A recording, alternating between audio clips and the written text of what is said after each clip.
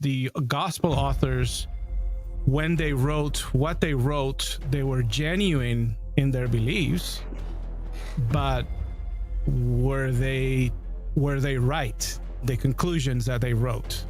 But do we have a right? And it doesn't have to be some conspiratorial thing. It could have started with just Paul. Paul could have had a quote unquote vision of the resurrected Jesus. And it couldn't have necessarily been like a vision, like actually the God appearing in body form, but just some vision, a hallucination. It could have been something that back during those times they would have interpreted as something miraculous and true, and not a figment of your imagination. And then from that honest testimonial, out comes this whole belief in that, there's someone that at least conquered death, and his name is Jesus.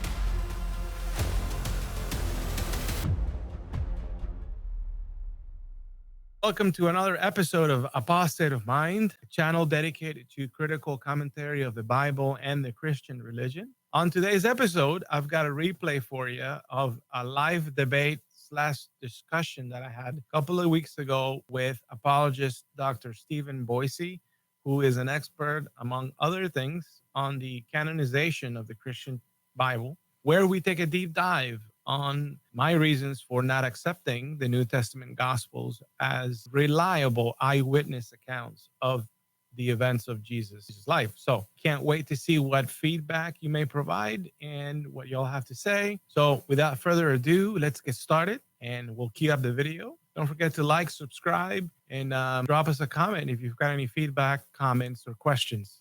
I'll see you next time. Today, we've engaged in new discussion, really a friendly dialogue back and forth between myself and Mark Peralta, who is with Apostate of Mind. And I will bring him in here and let him introduce himself. But this discussion was originally going to be on a different platform, so we kind of last minute put it together here on our channel. And we're going to do the best we can to have a good, friendly discussion between my perspective of the Gospels as a Christian, his perspective of the Gospels, and where he has come to land. So, Mark, thanks for joining the channel and having this discussion. But as it relates to the Gospels today, one of the things that we're going to be discussing is why we land where we land. I believe the Gospels are based on eyewitness testimony. You would not. And so what I'm going to do is I'm going to let you start, and I'm going to let you share your perspective. And then I'll come in behind and share mine a little bit, and then we'll actually engage some questions back and forth and kind of discuss it. If you're listening, if you're in the audience, feel free to put any questions you might have or thoughts you may have in the comments, and we'll try to take a little bit of time at the end, maybe to engage something that comes in from the audience perspective. Just put that there in the comment, and I'll pick it up later, and we'll bring it up for discussion. Sounds good. To be clear, I really stand here to challenge the notion, not that the Gospels were not based, or at least that the tradition says, or even the texts themselves today. If you pick up any Bible, any New Testament, you'll see that it does claim to have been based on eyewitness account. What I challenge is the reliability of those eyewitness accounts. That's basically where we stand. While these texts are undoubtedly great cultural and have great religious significance, their status as factual accounts of historical events, I believe they must be subjected to serious scrutiny. Now, you might object by thinking that, isn't that a bit excessive? But to be clear, I don't think that everything that's in the Gospels is really worth our time debating. But certainly claims like the miraculous conception of Jesus, the virgin birth, the spirit of a God descending from the heavens to testify about Jesus' sonship, the miracles, and most importantly, the resurrection. Those are the claims that I believe would deserve what some have referred to as extraordinary evidence that warrants extraordinary claims that warrant extraordinary evidence.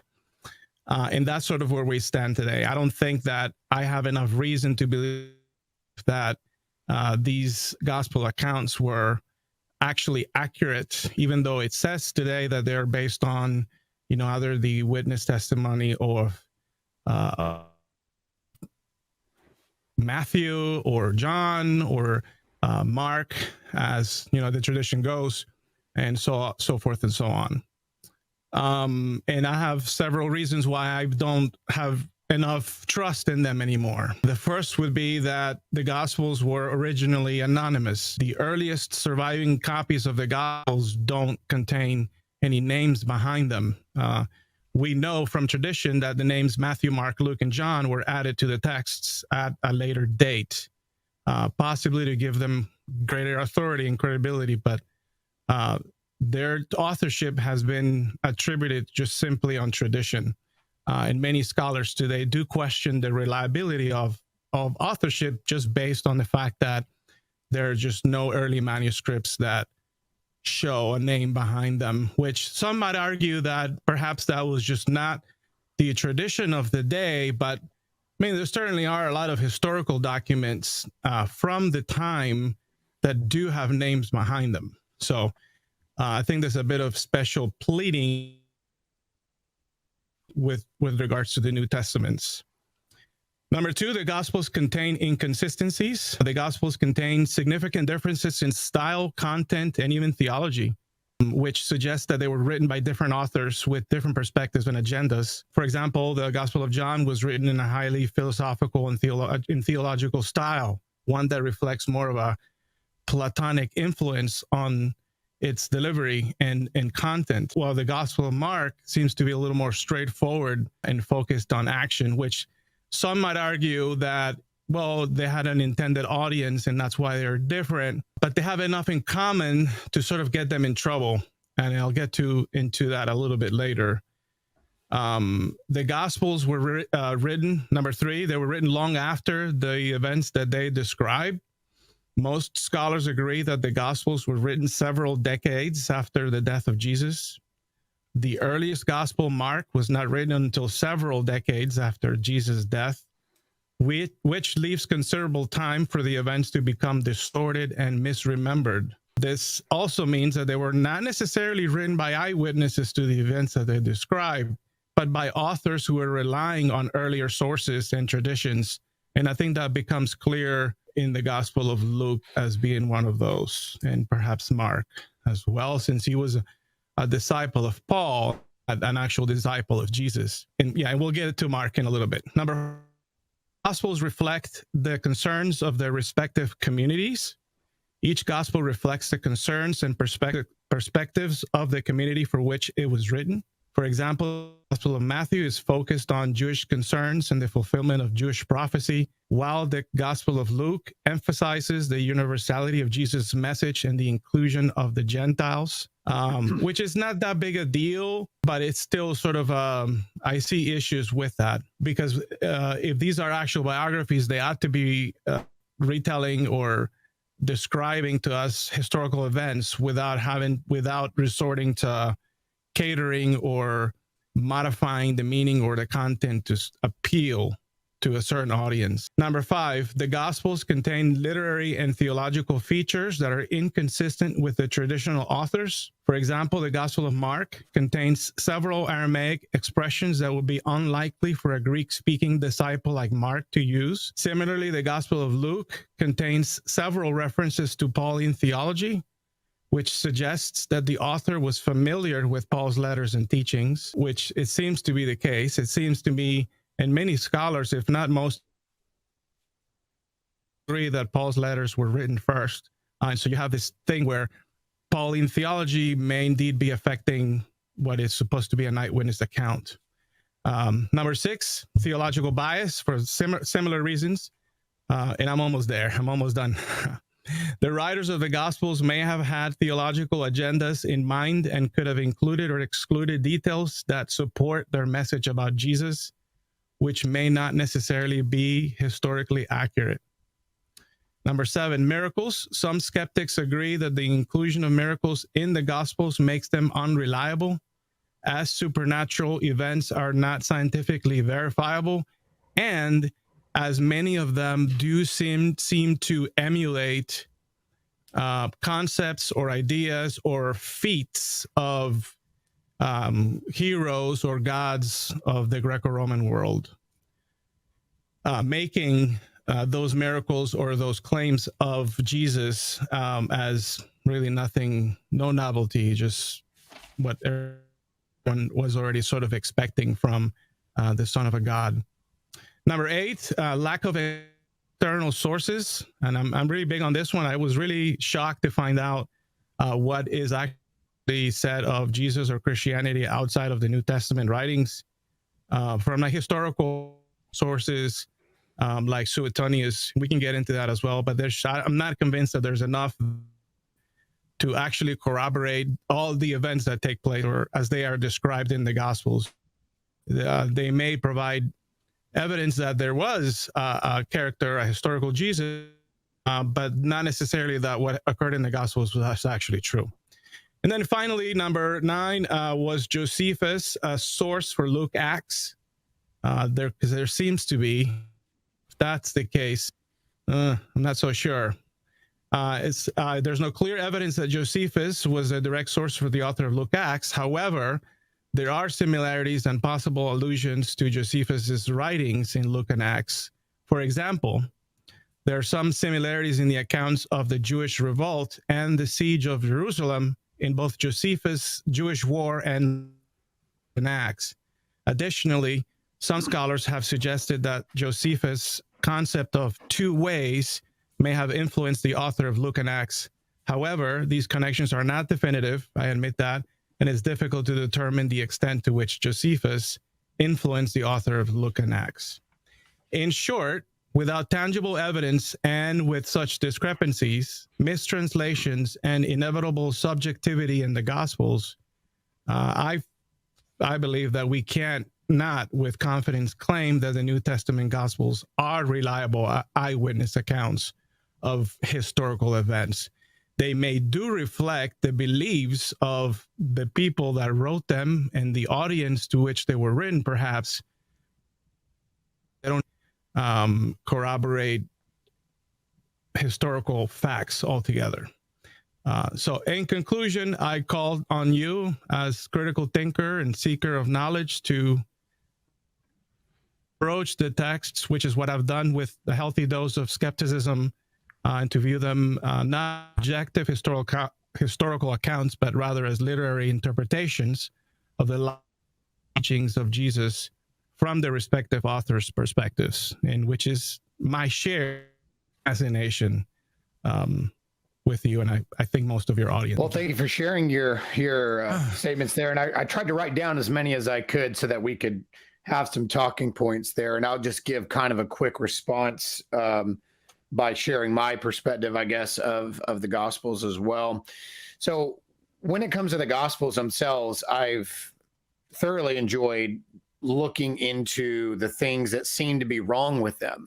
When I first studied the Gospels from a critical perspective, where I was actually open-minded to looking at the evidence of whether or not they really were eyewitness-based, does it matter if they are or not kind of situation. One of the things that I started practicing is what some of the ancient historians did when it came to like, well, how do we know if a author is attached to a certain historical document? And the first thing that you look for is contemporary support, whether you're talking about the Gospels, you're talking about any work of antiquity. And then you take the information that you can find and see how much data has spread over time and how much you can corroborate and put together and find out where do these stand independently, where do these stand together, where do these stand in light of claim, and putting all of those pieces together on a table, looking at them individually. And it's not a small task. It's not something you can do in a few weeks, a month, or even a few years. It takes quite a bit of time to work through all of the synoptic issues alone, and then bringing in John in addition to the synoptic. It really is an endeavor that takes time. But one of those things, three of the things that I look for is that contemporary support, number one. Number two, the information that can be corroborated over time. And then number three, an unbroken chain of custody when it comes to the area of evidence. Like, where do we find consistency? Where you can build a case and something doesn't come in and ruin it. And this is something that became unique when it came to the Gospels. There was no discrepancy amongst any of the churches in any part of the world that were started by the apostles themselves, because they went into the eastern part of the Roman Empire, where Paul and John spent a lot of time in the area of modern day Turkey, Peter in Antioch and in Rome, Paul also going to Rome, where he died there along with Peter, John Mark going down to Egypt, starting churches in Egypt, and then the North African churches moving down from there. The many churches that were established by the apostles, they had a correspondence back and forth through their bishops. And the bishops began to instruct. We see some of their letters survived antiquity, like Clement of Rome and Polycarp of Smyrna. And then looking at Ignatius on his way to execution with the 7 original letters that he wrote. We start seeing that these churches were connected through bishop relationships, many of which knew the apostles themselves. And they started keeping a chain of custody within themselves, proper correspondence, writings that had known provenances and known authors and messengers who were respected by both the writer and the recipient, and carrying these messages back and forth on behalf of the apostolic group or an apostle himself. And you see this in many of the epistles. For example, you see the names of the individuals who are being sent back to the churches or sent from the churches with a letter. In response to that, they would write a letter in return and send the messenger back. This is something that was built by the apostles. Why? Because their works were being forged and plagiarized even as they were alive. Paul spoke of people that were coming in with other gospels and other teachings, other doctrines, and he was warning these churches, even if it was a letter in his name, if it was a different message than what they heard in person from him, to anathema, not to let them be a part of their assembly. It's a lie. It's a forgery. Even people were faking his letters to the point where he had to start writing salutations in a certain script, where he was leaving his writings with a certain salutation. Even if he used an amanuensis, he would include his own writing there in that one spot to confirm to the church, this is me, not a plagiarized notion. Even in the earliest collection of a canon that we have, the Muratorian fragment, it recognized that there were forgeries at the very end of the letter after discussing the Pauline epistles specifically. It said there were other letters attributed to Paul, like one to the Laodiceans, but the churches already knew it wasn't Paul. So the question is how do the churches know or not know of these letters? Well, they had a chain of custody. They had a connection. The apostles started a church and wrote those churches letters. We see this rehashed by their followers. John trained Polycarp, for example, and he wrote to the Philippian church, and he told them to re-examine their view of a certain practice in Christianity on the basis of what Paul wrote them originally. So he's alluding and bringing their remembrance back to, hey, just pull out the letter Paul wrote to you. He told you about this. He told you how to do this. We see Clement, who is trained by Peter and Paul, mentioned by Paul in Philippians. He writes to the same church at Corinth that Paul wrote to, and he told them, Paul told you about falling into sects. You were following Apollos at that time, and some were following Cephas, some were following Paul. He's like, did he not already rebuke you for this kind of conduct in the church? What is Clement doing? He's reminding them of what they already know from a text they already have. The churches were not in the business of receiving anonymous letters. They were in the business of rejecting them. The earliest attestation of the Gospels is consistent. There has never been a claim that somebody other than John wrote the Gospel of John, other than the fact that it could have been a group gospel, which I believe it was. Nobody ever attributed Luke and then another guy like Theophilus himself, or maybe Titus or Timothy. No one ever attributed any other name to Luke's gospel other than Luke. Same with Mark, same with Matthew. Now, there are issues within that. It's not that simplistic. Matthew's gospel seems to have gone through multiple revisions from an earliest stage in one language, transferred over to a larger stage in another language, which I actually hold that position. Mark seems to be writing a sermon for Peter on paper. The people of Rome were clearly, by tradition, worried about Peter's life. And if he died with his sermons, naturally the message dies with the messenger, unless it is put in a transmittable form, which oral tradition is not good. What's obvious to me is that the apostles themselves did not like the idea of writing.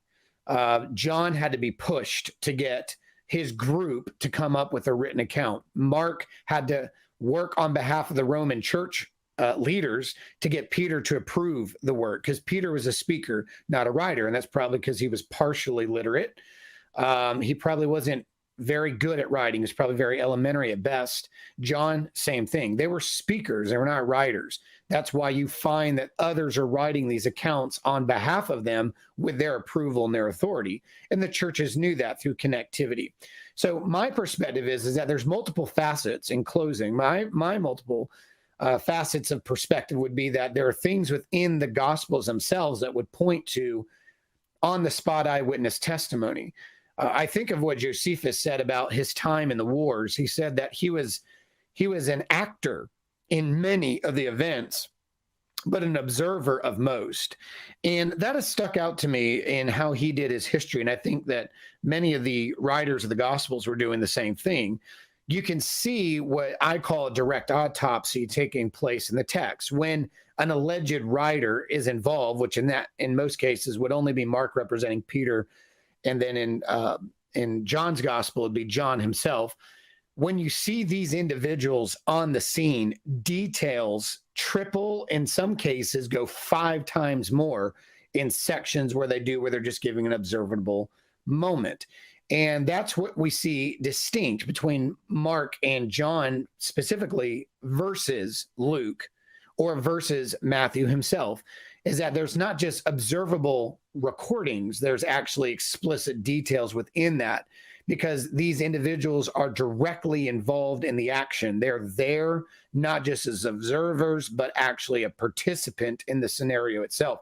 And there's multiple places, especially in John, where John seems to actually be kind of competitive with Mark's gospel, specifically being Peter. It's almost like John and Peter have this friendly thing going on to compete in their gospels in a friendly way. And not that Peter was alive when John was doing that, but it's almost like John tried to one-up him on a few things. So there are these fun differences and these fun perspectives that I know that you brought up in your presentation about philosophical style of John, which I think is true. And I think there's an explicit reason and things like that. So my perspective is that these gospels are based on all of the earliest attestation, not just the claims here and there, like sporadic. They're universal, which is why Origen said there's no dispute under heaven about these 4 gospels, because the chain of custody built by the apostles to their disciples themselves had continued these transmitted forms of these texts like the gospels. And that's why there was never 5, and that's why there was never 3 in any part of the world. They were always the same 4 gospels in every single church in the world, and they were using the same script on behalf of them, though there are differences in some of the manuscripts, obviously.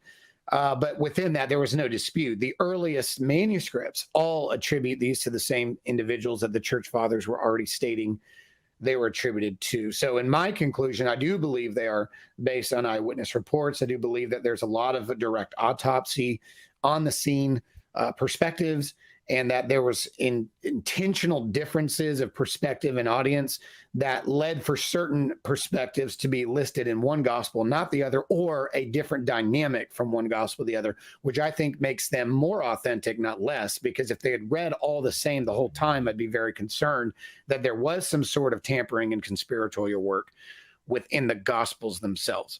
So that's kind of my perspective. I don't know where you would like to start. Is there a specific place, perhaps, Mark, you would like to start? Because I'm sure we gave each other probably 25 to 30 starting points. But is there a specific spot you would perhaps like to jump in on first? Yeah, sure. So so one of the first things that, I agree with you from the outset is that there is an evident tradition of correspondence between several churches from different locations. And I see that particularly within the epistles of Paul. But I don't necessarily see that happening with the gospels themselves. I see something a little differently than you, perhaps, in that the evidence does seem to point towards that there was at least one or two initial sources, that perhaps that initial source would have been Mark. I think currently I stand behind maybe a two-source hypothesis, that it would include Mark as a priority, and then there's a source Q, which is primarily sayings of Jesus, which appear and then show up in the different gospels. And in that sense, you do have what, I don't know, maybe perhaps Q is related to the Hebrew Matthew that you talk about. Sure. So I wanted to maybe ask you is what evidence do you have of that same correspondence or accountability between churches of, who said what gospel and what's true and what's not, that's actually showing that they're addressing this? And then what evidences do you have for Hebrew Matthew? Sure. Well, that's the thing that continually, I guess I can just hone in on Matthew, because that's probably the most asked question I get personally on this Hebrew Matthew.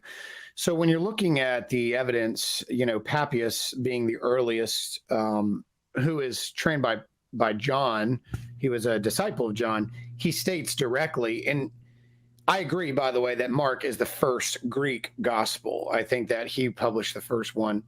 But Matthew seems to be this logia that Papias talks about, but he says it was in the Hebrew dialect. Now, if Papias had been the only one that said that, I would say maybe not. But it's interesting, he starts with Mark and then goes to Matthew, but he does not speak of a Greek Matthew. He speaks of a Hebrew dialect Matthew that is just the sayings, the teachings of Jesus, which I think would set it apart from Mark, and the fact that the main teachings that were constantly repeated by the early church were certain prayers, the Lord's Prayer. The biggest one is the Sermon on the Mount, and the other big one is the Olivet Discourse. And it seems like that Matthew's gospel was collecting these almost liturgical reading type of statements that Jesus was making. And naturally, the first church would have been in Jerusalem, and they would have been speaking Hebrew Aramaic, one or the other, or both in some cases, probably more Aramaic. So it would make sense if somebody was collecting any source of Jesus, most of which Jesus was probably speaking was in Aramaic in his ministry, somebody would have collected them in that language or sister language being Hebrew or Aramaic. And so we see it there. Irenaeus does the same thing. He talks about how Matthew had first written to the Jewish people, but that he did it again in a Hebrew dialect. Pontianus went to India, and at the end of the 2nd century, when he had gotten to India, he believed that he was the first one to actually bring them the gospel. He turns out he was wrong. He found out that Bartholomew had made it there before he did. And when he got there, he found that they were reading a Hebrew dialect of Matthew's gospel. Origen says the same thing, that he composed it in Hebrew letters.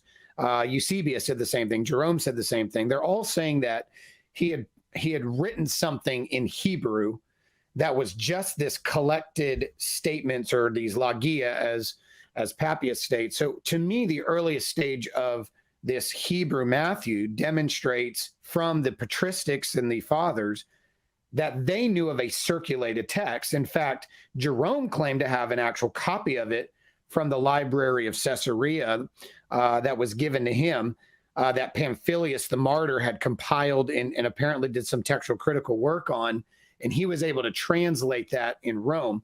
But what's funny is by the time Jerome is doing his Latin Vulgate, the Hebrew version of Matthew is almost completely out of usage. Nobody really has it. I mean, he, with all of the wealth of knowledge and all the wealth of materials he had access to, he had to get a copy of it nowhere in his region down in Caesarea to even have a copy. So clearly it was no longer needed in circulation by the time Jerome is translating. But there seems to be this really no dispute, because everybody's like, well, Matthew first or Mark first. It's like, yeah, but every single church father that says Matthew is first is speaking of an earlier Matthew, some sort of Hebrew Aramaic Matthew, not a Greek Matthew. And then the text itself demonstrates to me, Matthew demonstrates that it has been translated, not from, that it has been translated and not that it is following a Greek sentencing. There's multiple places where it has syntactical changes that come from translation, not from transmission, multiple Aramaic and Hebrewisms that are not found in any of the three gospels. It's the only gospel that does not quote from the Septuagint. It's doing its own translation of the Hebrew text itself, except for I think one or two places total. So it seemed to be doing its own translation of Hebrew. If it were just following a Greek origin, why not just do what Luke did and John did and just quote the Septuagint? And there it doesn't. So my answer, I guess, to the Matthew part there's internal reasons to believe that, in addition to what all of the early patristics are saying about it as well. I mean, but how do you account for the amount of text both Luke and Matthew share that it's part of Mark? And how do you differentiate between a Hebrew Matthew sayings of Jesus versus what scholars describe as source Q? So Q is which source Q has never been demonstrated to be like an actual source. Right. It's a hypothetical source. That's possibly an oral tradition. But what evidence is there of a Matthew written in Hebrew in the first century that you know of? Well, all the reasons I just demonstrated, that they all, including Jerome had a copy of one, and that they're all apparently, and Origen would have been very interested in a Hebrew Matthew because he, doing his hexaplats, would have been very familiar with setting up things side by side, both translation and transmission. He did it with the Old Testament. So him being interested in a Hebrew Matthew, because he had known Hebrew, would have been very important for him to note. So he clearly had some sort of record of the Hebrew Matthew himself. But they also state that it was translated later too. And this is something that I found, which I go back to. Matthew has indicators within of itself that it was not originally based in Greek. It started in another language and made it over. Just the preposition tate in Greek, following the same Aramaic pattern, and a lot of the Aramaic texts that we have of transitioning happens multiple times in Matthew's gospel, following the pattern of somebody who's recording something in Aramaic. But Luke in those same places is not same places. Mark in those same places do not. Now, as far as what you mentioned about, it seems like Matthew and Luke are borrowing from Mark. I agree with that, because if Mark is based on Peter's eyewitness account sermons that he was preaching in Rome and Mark wrote them for him, then he's a star witness. And Luke would have needed all the star witness accounts he could get to compile the gospel he did, because he's not an eyewitness, and he said he wasn't. And Matthew, for example, Matthew was not at scenes that Peter was at. He was not there in the deep part of the garden with Jesus. He was not there on the Mount of Transfiguration with Jesus. He was not at the tomb after Jesus was resurrected from the dead. He was not there for major discussions that Jesus had on the side with Peter, James, and John. Matthew would have been more of an observable eyewitness who is not constantly involved in the scenes of Jesus's life. He's more of an observer. And honestly, he would have been one of the most qualified of anybody to write down. He was a tax collector. And if Matthew truly is a tax collector, he would have known multiple languages. He would have been writing tax receipts. He would have known Hebrew, Aramaic, probably Greek and Latin, maybe even others. But he certainly would have known at least those four to be a tax collector. So he would have been the most qualified to script any of the sermons of Jesus. So when it comes to having a template, it appears that there's this connectivity for Luke and for Matthew with Mark, because Mark supplies the connection. And that makes sense, because if Matthew needs Mark and Luke needs Mark, you're going to find Mark built into it. But the thing is Matthew, being in a Greek text, had to be translated over. This would have been later. I personally think Matthew was translated after Luke was published. And I think that we have, and even the early church fathers talk about how Matthew is translated over. They talk about the possibility of both Barnabas and John and James and others that were in the city of Jerusalem, a part of the church of Jerusalem at the time, were actually translating it to Greek. And that makes perfect sense, because if the gospel is to make it outside of the parameters of the Jewish people, although that was the original intent, what good is that gospel to anybody in Ephesus or Rome or Pergamum or somewhere like that? It's no good to them, because those people don't know the Aramaic Hebrew language. The trade language of the time was Koine Greek. So what better idea to take the collection of Matthew's gospel, other eyewitnesses that survive in Jerusalem, and to utilize Peter's testimony in Mark and work out a gospel on behalf of the church of Jerusalem and send that gospel in Greek? That would be the most sensible thing to do. And I think that's why they did what they did. So Matthew's gospel would have started very small, almost like just a collection of Jesus's statements. And it would have been corroborated with Peter's testimony in Mark, in addition to any of the other eyewitnesses that were still in Jerusalem, working out a collective group gospel in Greek while translating sections over from what Matthew had originally collected in Hebrew or Aramaic. So I don't think that Matthew was before Mark. I think Matthew was using Mark 100%. But we do have not only indicators from the first century, being Papias, who was alive with John. He's stating that this is how Matthew came into existence. He collected sayings in Hebrew, and later translators put them into an interpretation that could be understood in their own languages. I mean, I can see that.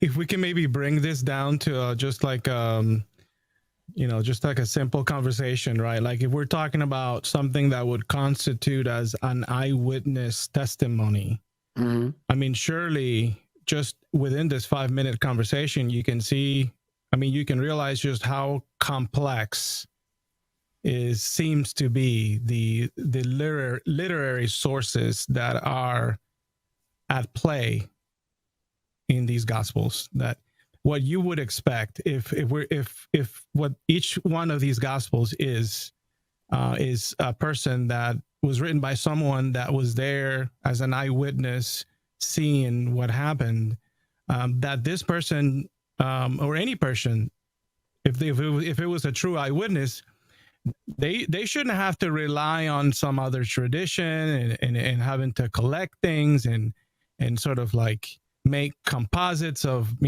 Q sayings or a Hebrew Matthew and what Mark said. It should be you'd think that it'd be someone's testimony, like this is what I saw and this is what my eyes, whatever. They list them.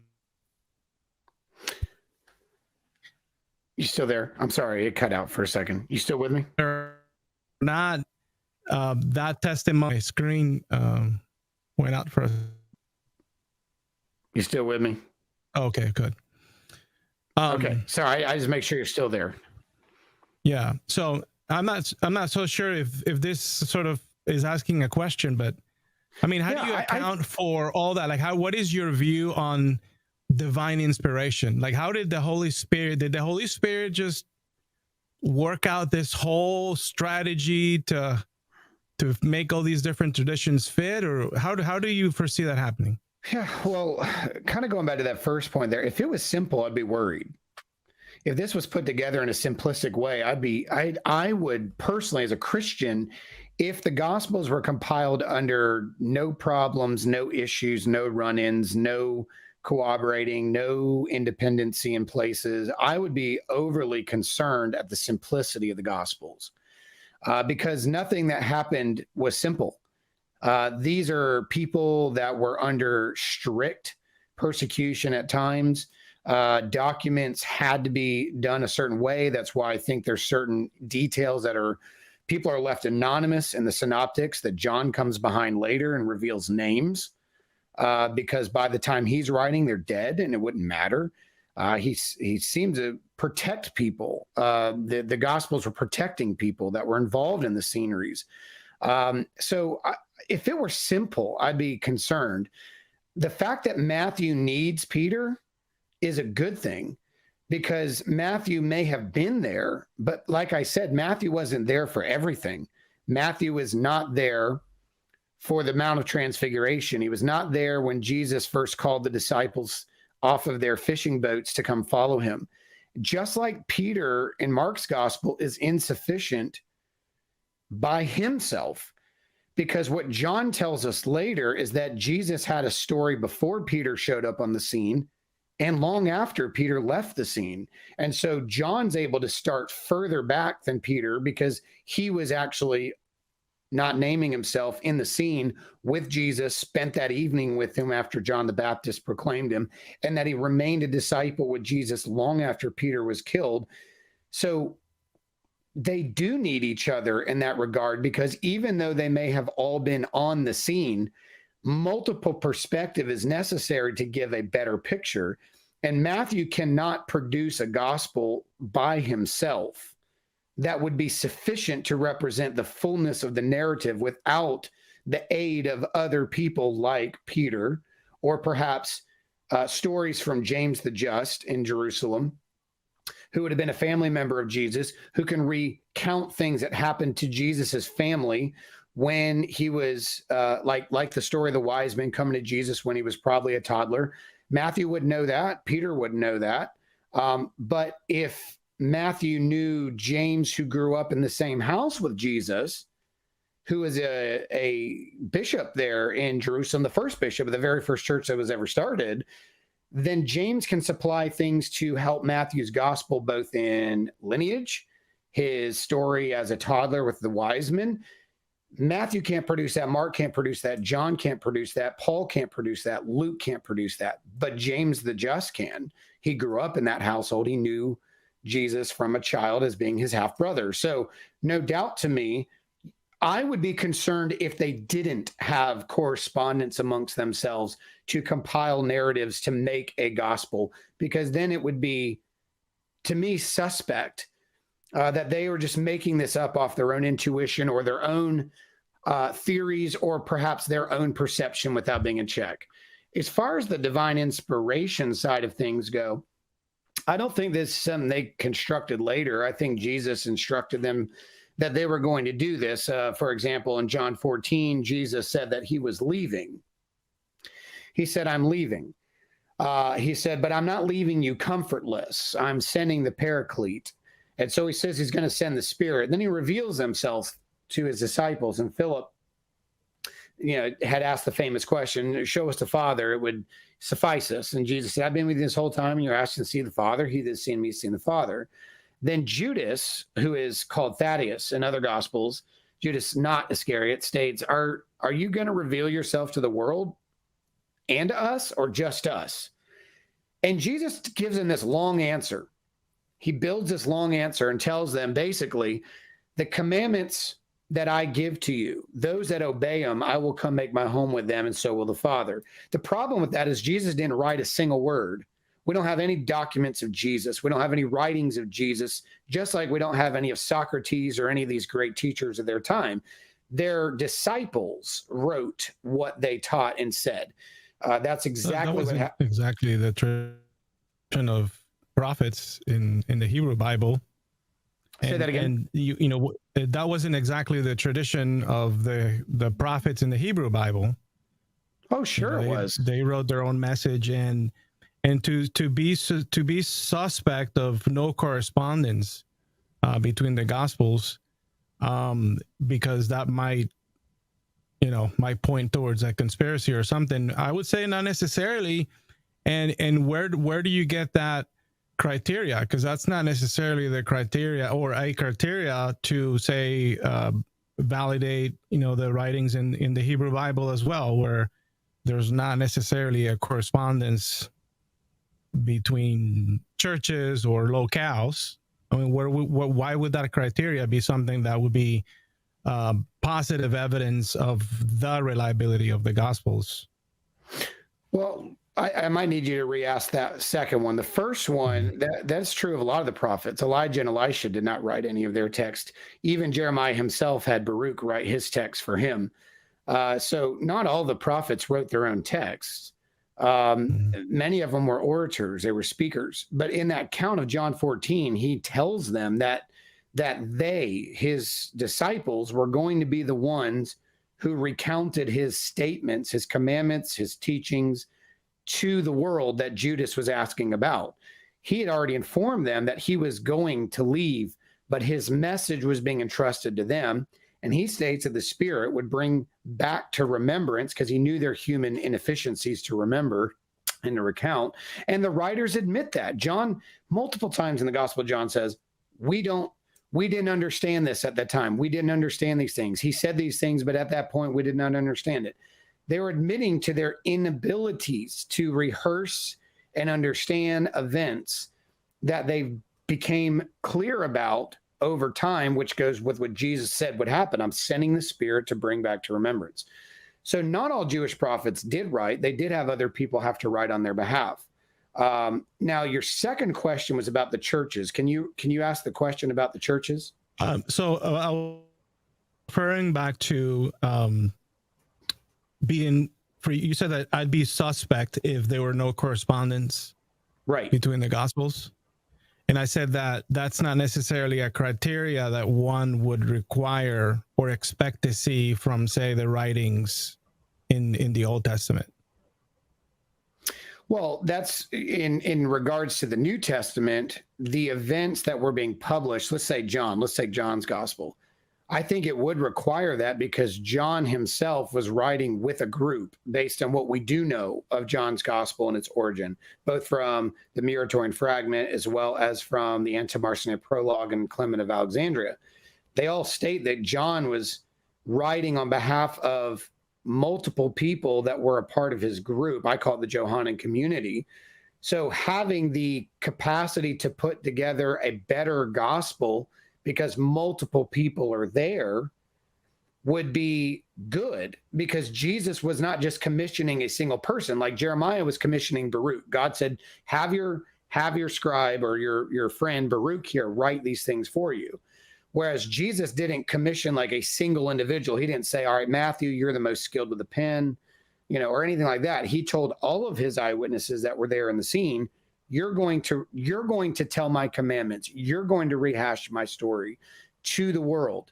And I'm going to bring the Spirit to remembrance. So anybody that was there is qualified and authorized by Jesus himself to give a testament of what Jesus said and what Jesus did. And so that's why it was so important to even the Gnostic Christians to put a eyewitness name on their account, because to put a name of a non-eyewitness on your account gives you no credibility. And so when the eyewitnesses were there, and if they're producing a group gospel, which I think Matthew and John are group gospels, I think Mark is simplistic. And I think you said that Mark is straight to the point. He is very much straight to the point, because he's merely writing down a straight to the point kind of speaker, and that's Peter. So he has no reason to move around. He's succinct, but he's also not chronological. He's also very sloppy. He doesn't know when to stop. There's a lot of transition problems in correlation. So Luke is more of a very studied, well-learned Greco writer, very much studied in the classic Greeks. And he's writing out a very succinct account that's separate from what Mark was able to do, because Mark was writing more as under dictation, whereas Luke's more of a free scribal right. And so for me, it's important that Luke actually gets multiple perspectives, because Luke wasn't there, and he said as much at the beginning. If he's not interviewing the eyewitnesses, he's no different than the many that tried to make an account that he talked about in verse 1 that failed to produce an accurate account of the life and ministry of Jesus. His would have just fallen to the wayside too, had he not had eyewitness testimony within his reports and approval from the eyewitness testimonies. And we can get to him in a minute, because you brought up a really good point about him. Then John's with a group. That's why you see in the beginning of John's gospel, we beheld. Who's this we keep, and then we know his testimony is true at the very end of the gospel. Why is he speaking in the plural?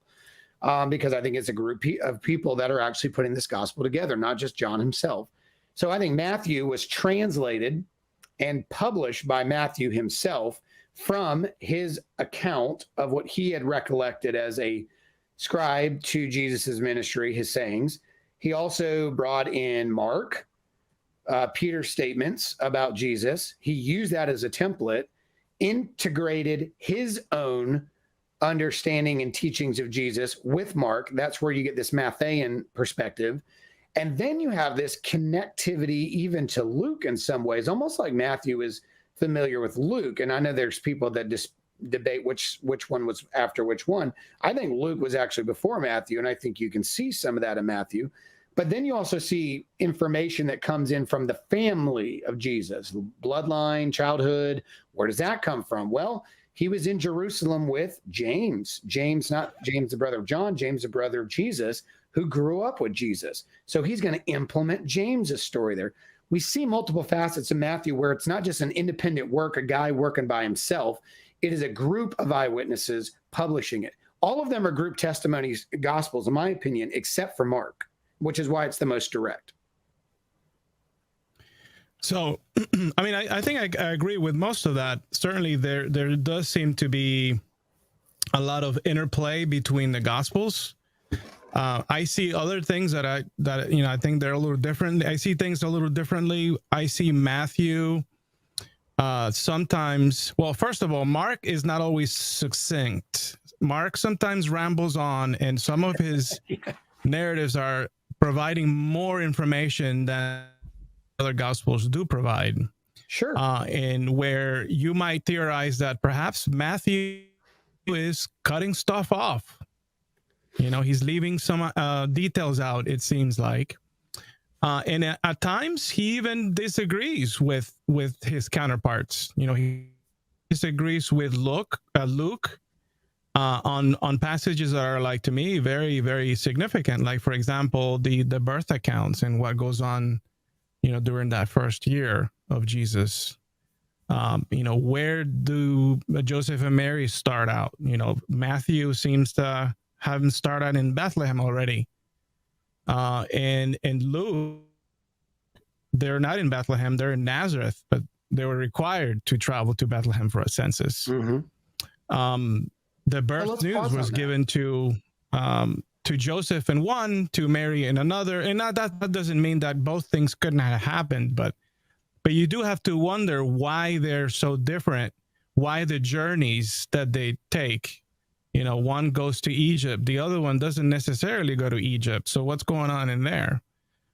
And so I do see more of like competing accounts rather than a correspondence of let's make sure that we get our facts straight, or let's make sure we communicate what the Lord wants us to communicate. I'm not so sure that I see that correspondence of Scripture happening in the Gospels, and for the same reasons that you believe them to be, perhaps. Well, let me ask you this. When it comes to, say, Matthew and Luke on the childhood, which aspect of you're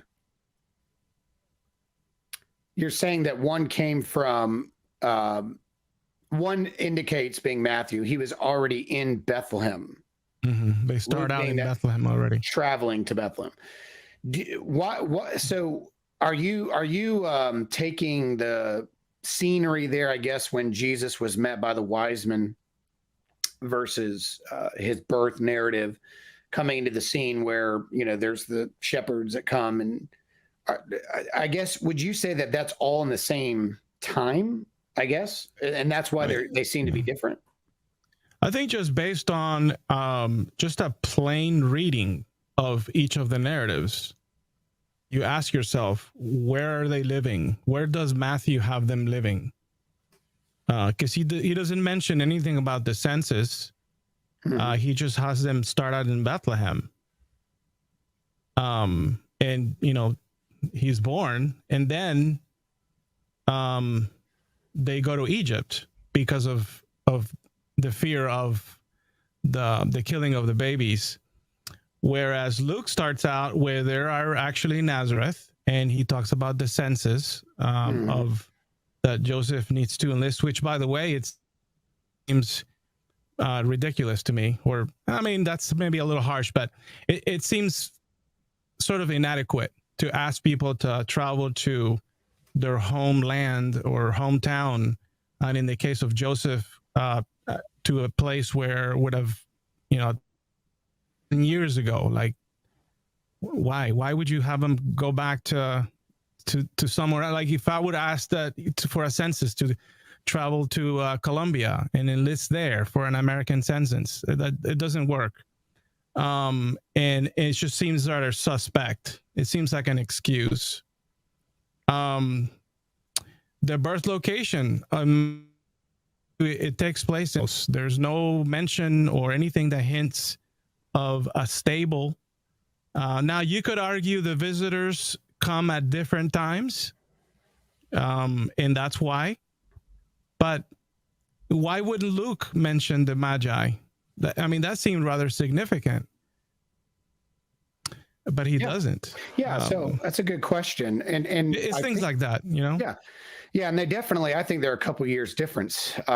Luke's focusing, Matthew just makes a pinpointed, he went to Bethlehem, he was born in this way during Herod the king. Wise men came to Jerusalem because it says Jesus was born in Bethlehem.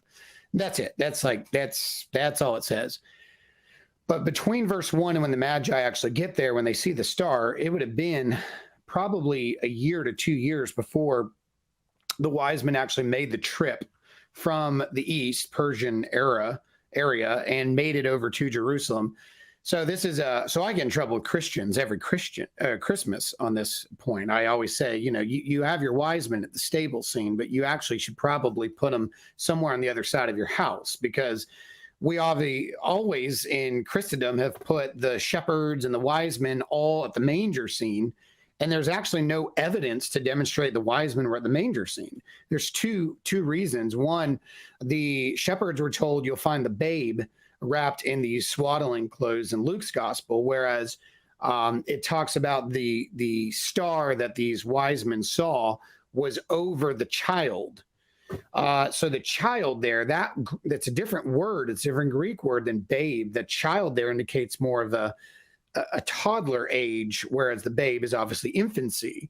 So clearly the time between the Luke demonstration of the shepherds coming to the stable was long after, maybe a year to 2 years after, when the wise men show up. So I think they're reporting two different times. And another indication is obviously that the shepherds were told that he would be found in a stable lying in a manger, whereas the wise men came to a house in Matthew's gospel.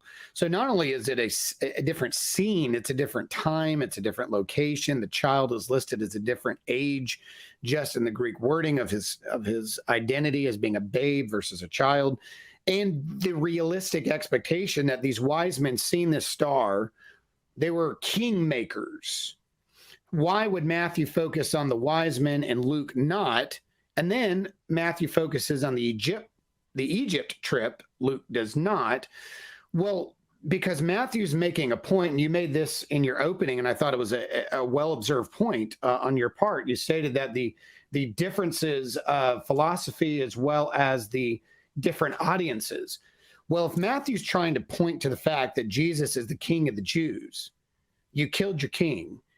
And he did it through the Davidic numbering, even the way he did his genealogies. I mean, he skipped people and cut people out of the genealogy just to have 3 sets of 14, starting with David's name at the top to give you the Davidic number of 14.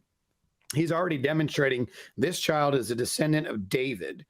And his parents are citizens registered back through the city of David, the town of David. He's making Jesus the Davidic king in his demonstration. And so he's also doing a 2 nuance section there. He's pointing him to David and to Moses.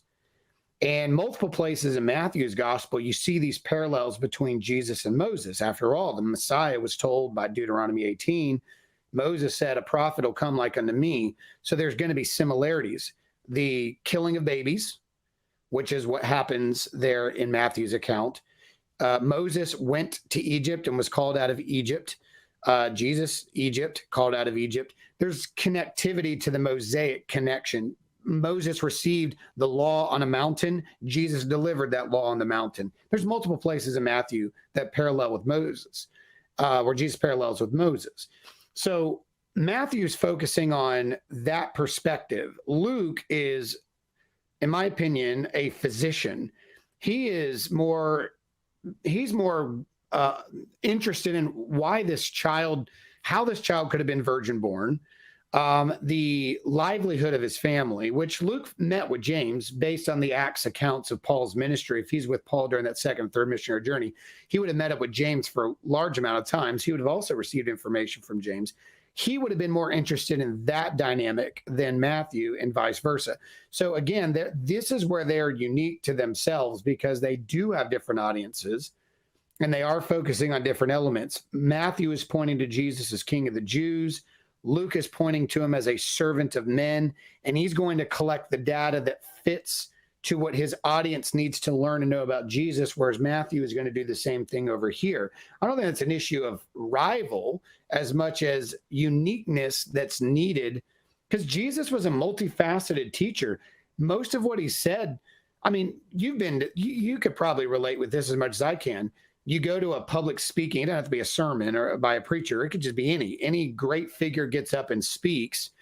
This person in this part of the audience may have taken away one major point and dynamic of what was said, and that same point went over somebody else's head, and it was of no value, no application to their own, and they take that material and they take something else that was said, and you can walk away with 2 different people listening to the same sermon or same presentation and have 2 totally different talking points from it, but it's still the same talking individual, or the same sermon or the same series or the same presentation, but the application from one guy to the next may be massively different, and how they want to convey that back to people they're going to share it with. And so that's, I think, what we see there in the Matthew and Luke accounts personally. I don't know your thoughts on that, but I do think there's a couple-year gap between what's going on in Matthew and Luke.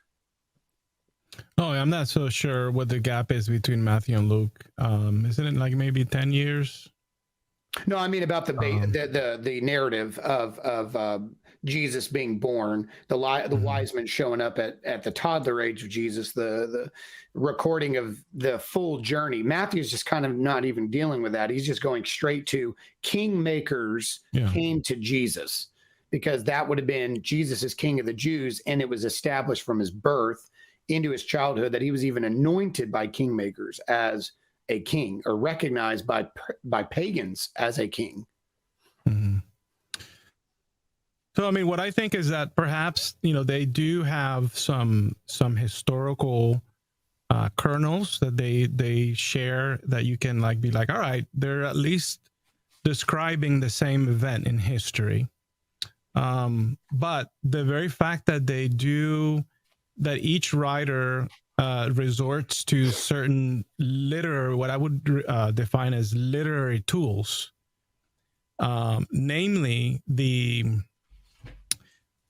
portraying of Jesus or the comparing of Jesus, unlike to perhaps other mythological heroes of the Greco-Roman world at the time, that each author sort of has his own sort of take on it. Like if the audience is going to be primarily a Jewish audience, which might be indeed the case for Matthew, Mhm. then I'm going to make sure that I allude to concepts that would appeal to Jewish people, or at least people that have like a messianic expectation, which many of them did, if not most Jews during the Yes. first century were Yeah. kind of apocalyptic. Mhm. And so therefore he catered the message, and consequently each consequent gospel writer did the same. But I don't really see that as evidence of, that it's just a natural thing to occur among humans when brought in for a witness deposition or something. What I do see is people deliberately making their best shot at portraying Jesus as the God to follow, as the ideology to believe, and the liberty that they take in portraying Jesus in his unique ways, is evidence to me that they were not necessarily writing from the influence of a divine spirit that was guiding anything. Rather, these are highly, maybe not all of them. I think that if you get into like the analyzing the Greek of Mark, scholars have argued that perhaps it's not all that sophisticated, and so they're not all the same at the same level academically, but Sure. but they gave it their best shot, and people didn't quite knew what to do with how to harmonize some of these things, and just kept on including them as part of their tradition, but not necessarily that they were eyewitness accounts, in that what everything that they say was absolutely true because they saw it through their eyes, but perhaps it did include some accounts from people that did see some things. But my qualm is, my issue, I take issue is with like the extraordinary things that occur in the Gospels. Those are the things that to me, like, it was really a resurrected Jesus walking around, that sort of thing. Well, kind of going into, and I think it's important to note that I think Dr. Ehrman says this all the time, that the Gospels were independent, for independent witnesses. They are, but they aren't, if I can put it that way. They're independent in that each of them has their own independent perspective and leaning.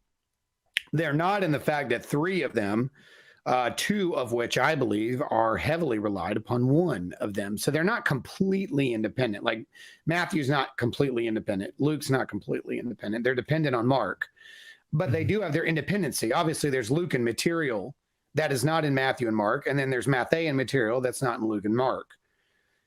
So, and then John, I mean, that one's not even really up for discussion. But they do have their uniqueness. Yeah, oh yeah, very different. They do have their uniqueness to the equation, which shows the personality of the writer. See, I think the fact that Mark had to have Mark had to actually have Peter tell him approval and write for him tells me a lot about Peter. One, if it is Peter, he's not a writer. Two, why is he not a writer? Well, probably because he's barely trained at all in any written text. We know that Peter had to use an amanuensis in 1 Peter. He used Silvanus as his writer to write his own epistle. Again, we see where Paul writes on his own accord, and then he uses amanuensis. He uses both. Peter doesn't seem that way. Seems like he's constantly having to use somebody to write for him. He's a speaker. And, when you get to John, for example, I want to kind of hone in on him. You made a comment that you said that, let's see, he's philosophical in style. So the styles are inconsistent. Again, if they were all consistent, then they would probably be the same group writing the same four Gospels. And if they're the same group writing the four Gospels, then again, I have much to be concerned about, because that looks like there's some they're conspiring to produce a narrative for themselves. and control that narrative. If they're independent in the sense of their authorship, if Peter authorized Mark, if Paul authorized Luke, if John was a part of a group that authorized that one, and Matthew was not just himself, but also the others that were in Jerusalem, and they sent it out as a Jerusalem gospel to the Gentile churches, then they are independent in the nature of their origin. They're by the same people that were with Jesus, but they're at different people that were with him, like Peter, Paul, etc. So when you get to the philosophical side of John, like you're saying that you have concerns about it being philosophical. Well, like, why would that be? There's a clear Platonic influence on the text, like just from the get-go, the way that John paints Christ as the logos. I mean, that's a whole other theology that's at play there. Like, and I would venture to say that each gospel, like if we were to come up with a Christology from each gospel, they're going to be quite different. And so it's, I mean, I could understand if all gospels are divinely inspired, that, okay, I will allow some personality differences in some things. But in terms of its theology, that I'm not so sure, because then what's going on there with the Holy Spirit? Well, just based on the usage of the Logos, I wouldn't say that he is teaching a different theology. For example, that goes back to where is John? John is reported as writing his gospel, or narrating his gospel. He is not ever said as being the writer, but the narrator. If he is writing or narrating a gospel there in Ephesus is the headquarters of philosophical thinking, and some of the best thinkers and scribes in the world are in the city that he is starting churches that Paul had already established. And so for me, if John is trying to make an argument about Jesus as the Logos, because the Logos was understood as this invisible power or force that created, and if John is actually teaching philosophical people in the most philosophical city in the Roman Empire, this is the Logos that you've been looking for this whole time. That's not unique to a strategy of John. He may have gotten that from Paul. I mean, Paul himself even went to Athens and looks over at all these different inscriptions to these different gods of the world, and he comes up to this inscription of the unknown God. And he says, let me tell you about the unknown God. And then what does he do? He preaches a whole sermon and applies that unknown God to the God of Abraham, Isaac, and Jacob, revealed himself through the person of Jesus Christ. He took a ideology, a theology of the pagans, this polytheism, and they were so polytheistic and wanted to make sure they didn't lack any worship to any of the gods, that if they missed one, we need to put out an inscription to that unknown that's still out there. And so Paul took their mindset of thinking and introduced to them to a God they had never recognized in their sculptures. And he preached unto them the God of Abraham, Isaac, and Jacob, revealed through the person of Jesus Christ of Nazareth. Right, I don't see that as any different than what John is doing in his gospel.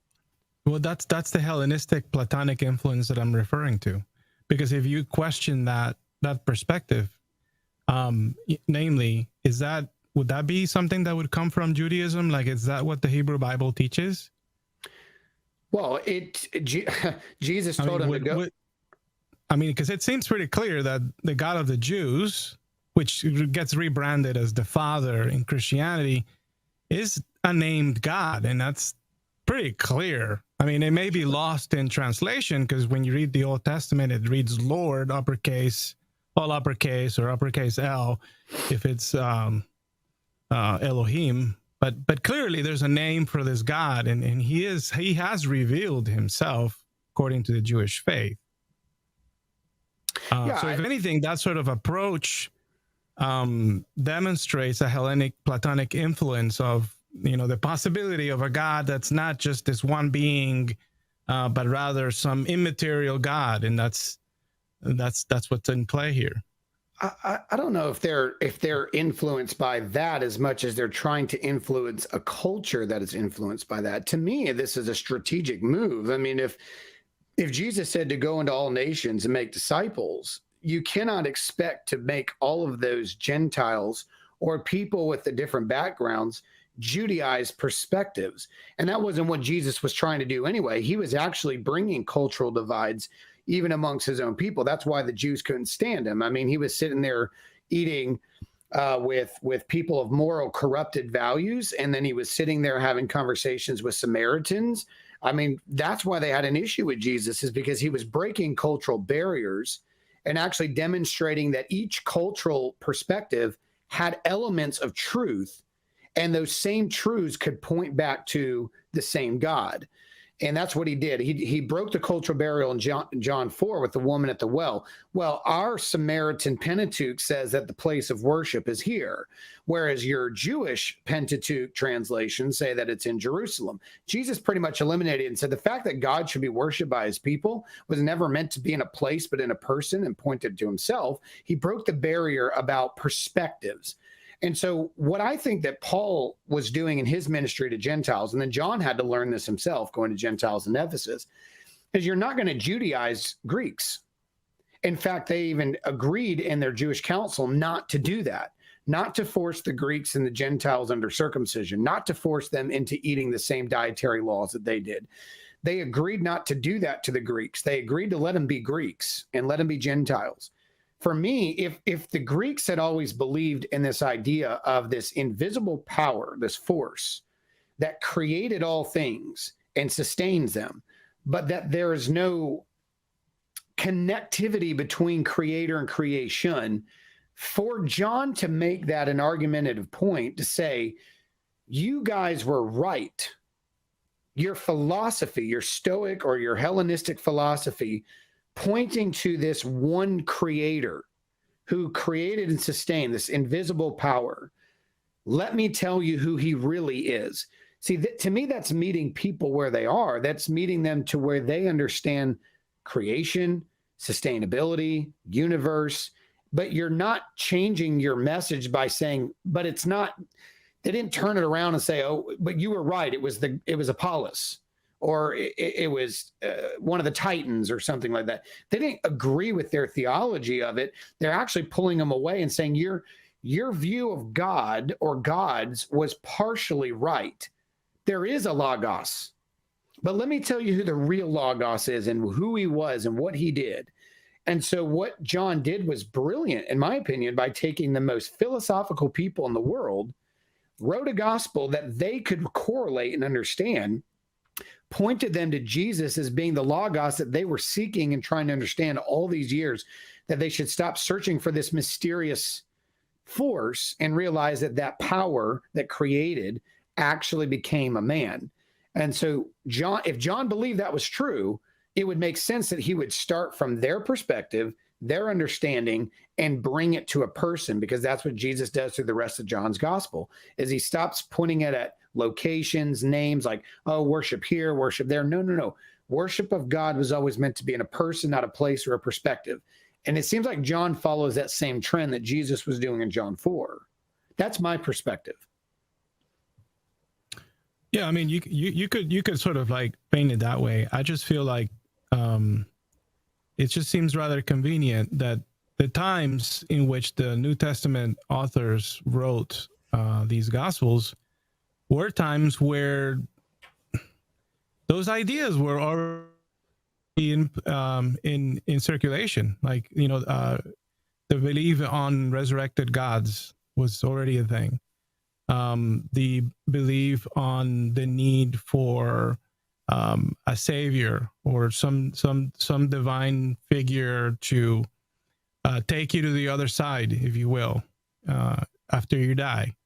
I think that the Egyptians for thousands of years were already preaching a very similar message of resurrection and the need for some divine grace on a final judgment. And so it's really, to me, no surprise why the New Testament authors would reflect a lot of those commonly accepted views of the time. But it just doesn't do it for me in terms of, oh, these messages were indeed inspired by God. You see, and therefore must all be true. They could have been wrong in many instances, including their claim on that Jesus resurrected. And if that goes away, then you really, like Paul said, you have no Christianity.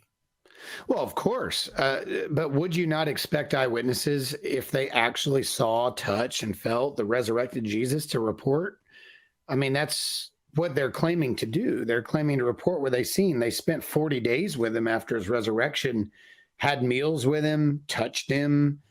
I mean, that would make sense of why Christianity boomed immediately after this event. Like, these people were willing to die for it. I mean, they all did, save maybe John. He was tortured. Like, to me, if they're going to make this up, fake this resurrection story, where, for example, like, you have these resurrection narratives with Romulus and others that were before Jesus. They couldn't even agree whether that's what happened. I mean, even some, like Dionysius, for example, reporting of Romulus, he's like, some say he was resurrected, and not resurrected from the dead because he never died. It was more of he was just caught up. He never actually died first. But he said the more plausible explanations is that the senators chopped his body into pieces, stuck him under their robes, and ran out and buried him secretly. Like, there was conflict between what happened to Romulus, trying to deify him, whereas the disciples, they all came out with the same narrative of Jesus is resurrected. We were with him. We touched him. And Paul was willing to imprison and kill people for even making mention of this. He completely switches his view of this after having his own experience with Jesus. And all of these people died for it. Not many people would die for a lie like that, like where you're able to convince millions of people across the Roman Empire to put their faith and die with the apostles, not just the eyewitnesses, the people that died in Colosseums, the people that died in these circuses that were put on by Nero, burned alive, crucified. Why would somebody, if they didn't under conviction believe what they actually saw and experienced was true, die for something that's that conspiratorial and a lie? To me, they were completely convinced of what they saw. They reported it, they taught it, they shared it, they moved that message as far as they could and came to accept it. To me, there's a lot of reasons to accept the belief of the narrative, not just from the standpoint of these texts say so. There's historical reason to do it in addition to that. And then there's even, to me, a logical side of that. Like, these men died for it. Why would they die for something like that? But that's just, again, these are my perspectives. And I realize that when it comes to this matter, we've made it that simple in Christianity. And I want to sympathize with your perspective for a minute. We've simplified things that are not simple. And it doesn't mean they're not true, but, and I appreciate, and I know that, I'm not sure your intent of the statement earlier on in the discussion. You said that, to me, that's complex or something along those lines, like that's complex way of the gospel. I'm actually thankful you said that, because I don't want a simplistic view. If this is so simple, I'm skeptical. Like, I'm skeptical of the simple, because I don't see the issue of miracles being simple. I don't see the issue of the resurrection being simple. I don't think of the compilation being simple. These are complex situations. I mean, what I mean is, like, it's complex in the sense that what we have to analyze, what we have to inspect as evidence is very complicated. How is it complicated? Well, you do have indeed 4 different, at least, well, you actually have more than 4 different accounts. It's just that we're not really getting into, like, the pseudepigraphy or the non-canonical. They're like, if we consider those, that you've got 10, 15 competing, but you got at least 4 where they do seem to agree on a lot. but it also shows an interdependency on perhaps on Mark by at least 40%. So it doesn't seem like this would be this was a very organic, deposition type of. All right, so what did you see? Let's say you saw this, and that, right?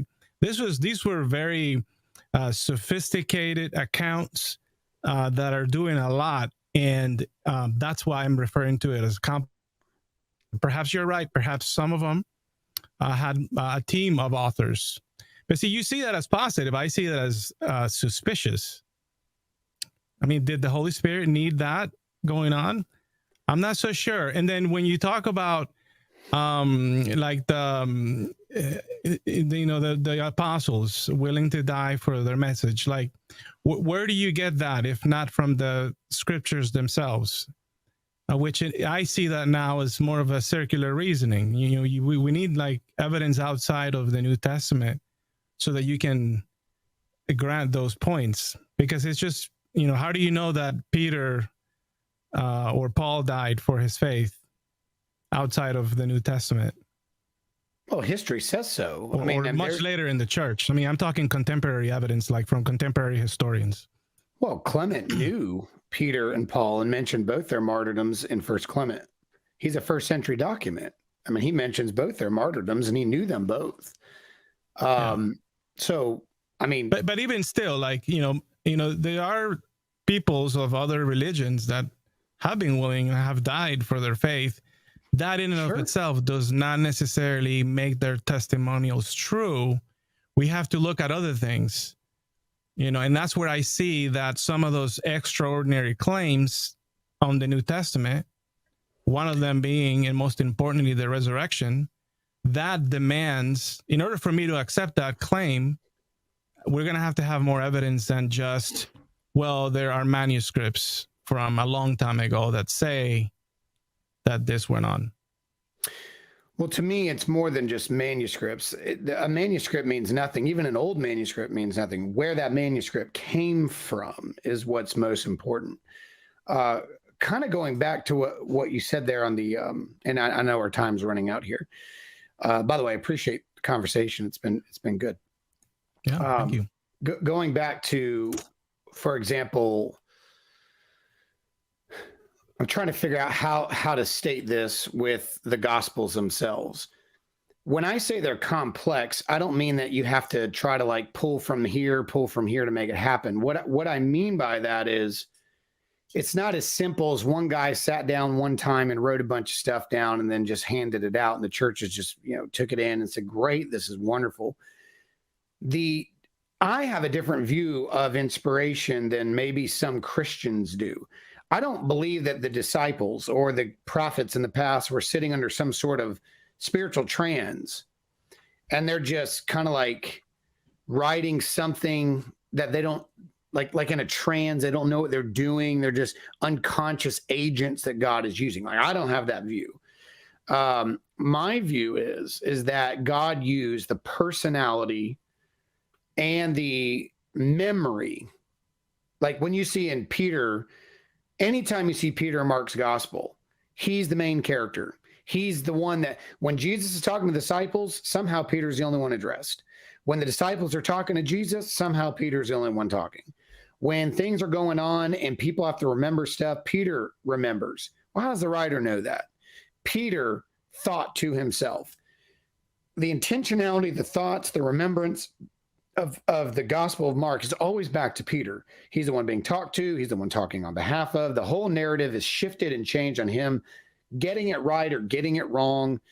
Like when you look at these people in the process of like the Gospel of Mark, I see God using Peter in his memory, his consciousness, his frailty, his mistakes, and his getting it right to compile a gospel that would be, if you would, inspired by God.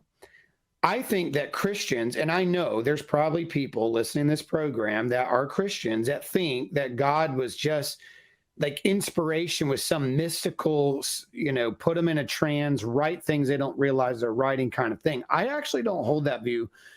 of inspiration, I think God used the very uniqueness and even the limitations of humans to write his message. And I think Peter was very, very limited.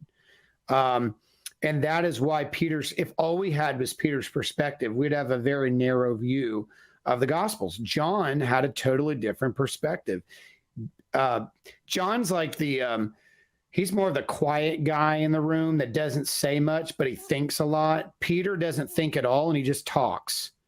And you see the differences there with Peter's gospel, Mark, and John's gospel. John is doing a lot of explaining of meaning and significance. Peter's just reporting. Now, he may give details because his audience needs it. I think one example that I use often is the ceremonially of washing. Matthew doesn't tell his audience why the Jews washed their cups a certain way, washed their hands a certain way. Mark does. Well, Mark's writing to people in Rome. They don't understand Jewish customs. So naturally, that section's longer than it is in Mark. But as a whole, Mark is shorter. But you see you see those personalities, the John's personality come out in the Gospel of John, and Peter's personality come out. So to me, God used the personalities of the people. I don't see that as like uniformity. If they're uniformity, I'm concerned because they're probably all the same author. I want them. I'm glad they're different. I'm glad they have different perspective and different personality in them. I think it's a good thing.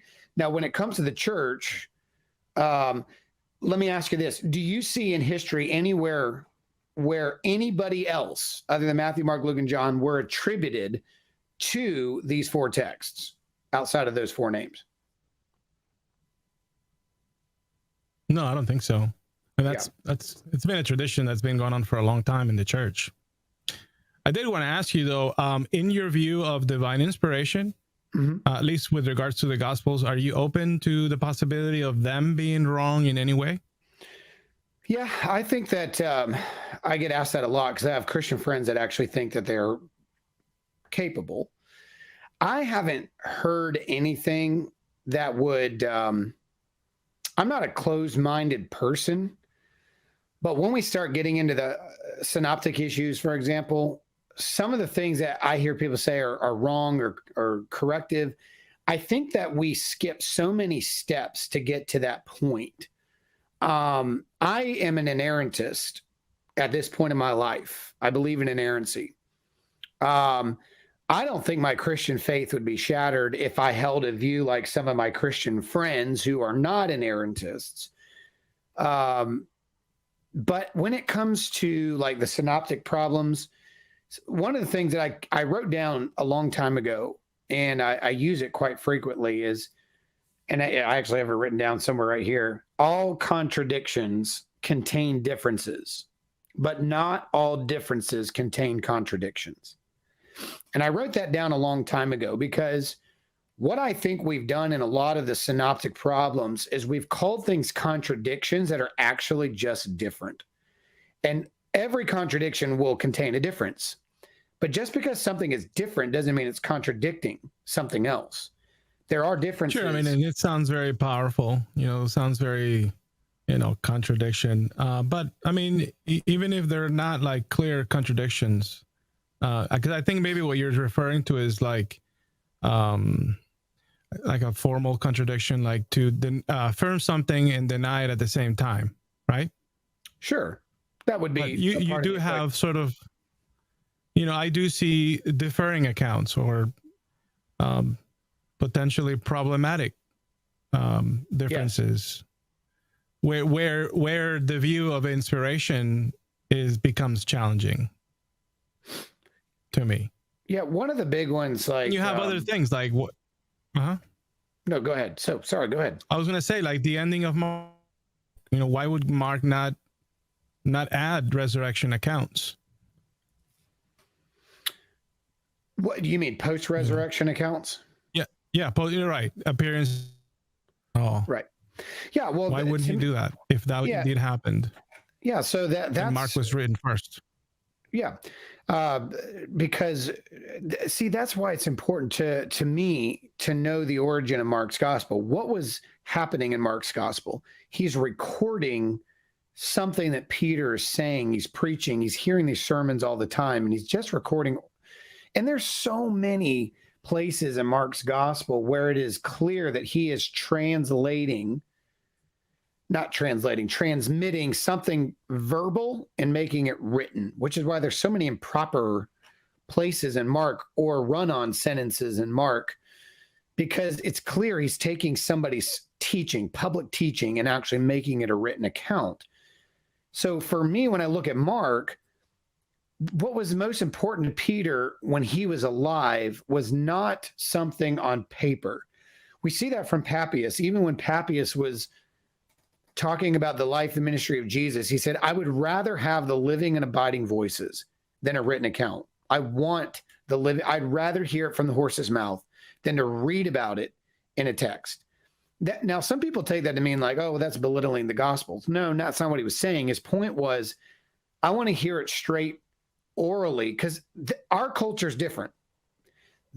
Most people were illiterate at that time, so oral speaking was the standard. Written was a secondary effect. A written text was only left behind out of compulsion, most times, more so than out of desire. It's clear Peter didn't want to write. He probably couldn't. It's clear John didn't write. He probably couldn't, or very little, or very elementary at best. That is why they had to have other people do this work for them. And to me, that demonstrates, like with Mark and with Peter, that their goal was to reach the people through oral tradition. But because oral tradition cannot be transmitted properly after the person is dead, you have to put it in writing. Mark, to me, was not writing a complete gospel. He was collecting anything that he could get from Peter's sermons and putting it into the best that he could at best, his succinct view of the gospel of Jesus. He mentions the fact that, so Mark's gospel, if you believe it ends in verse 8, is kind of open-ended. Like, Jesus is risen, women run in fear, that's it. And then you go, well, what a way to end something. What a way to leave a gospel open-ended, but it leaves it on a cliffhanger, like, he's gone, he's risen, what are you going to do with him? And I mean, Jonah ends on a cliffhanger. Like, should I not spare these people and all these children and all these animals? And like, that's it. That's where the book ends. It's a question that never gets answered, because we, the audience, are meant to take that and say, what are we going to do with this? To me, Peter had preached an entire ministry of Jesus that Mark had recorded, and it was open-ended for his audience. This is what he said, this is what he did, this is what he proclaimed, this is what happened to him, and now he has risen from the dead. What are you going to do? And to me, that makes sense. If Mark's gospel is a sermon gospel, to be a cliffhanger for the audience to respond to everything that was said in it. So I don't see that as problematic, with the understanding of why was the Gospel of Mark written the way it was written.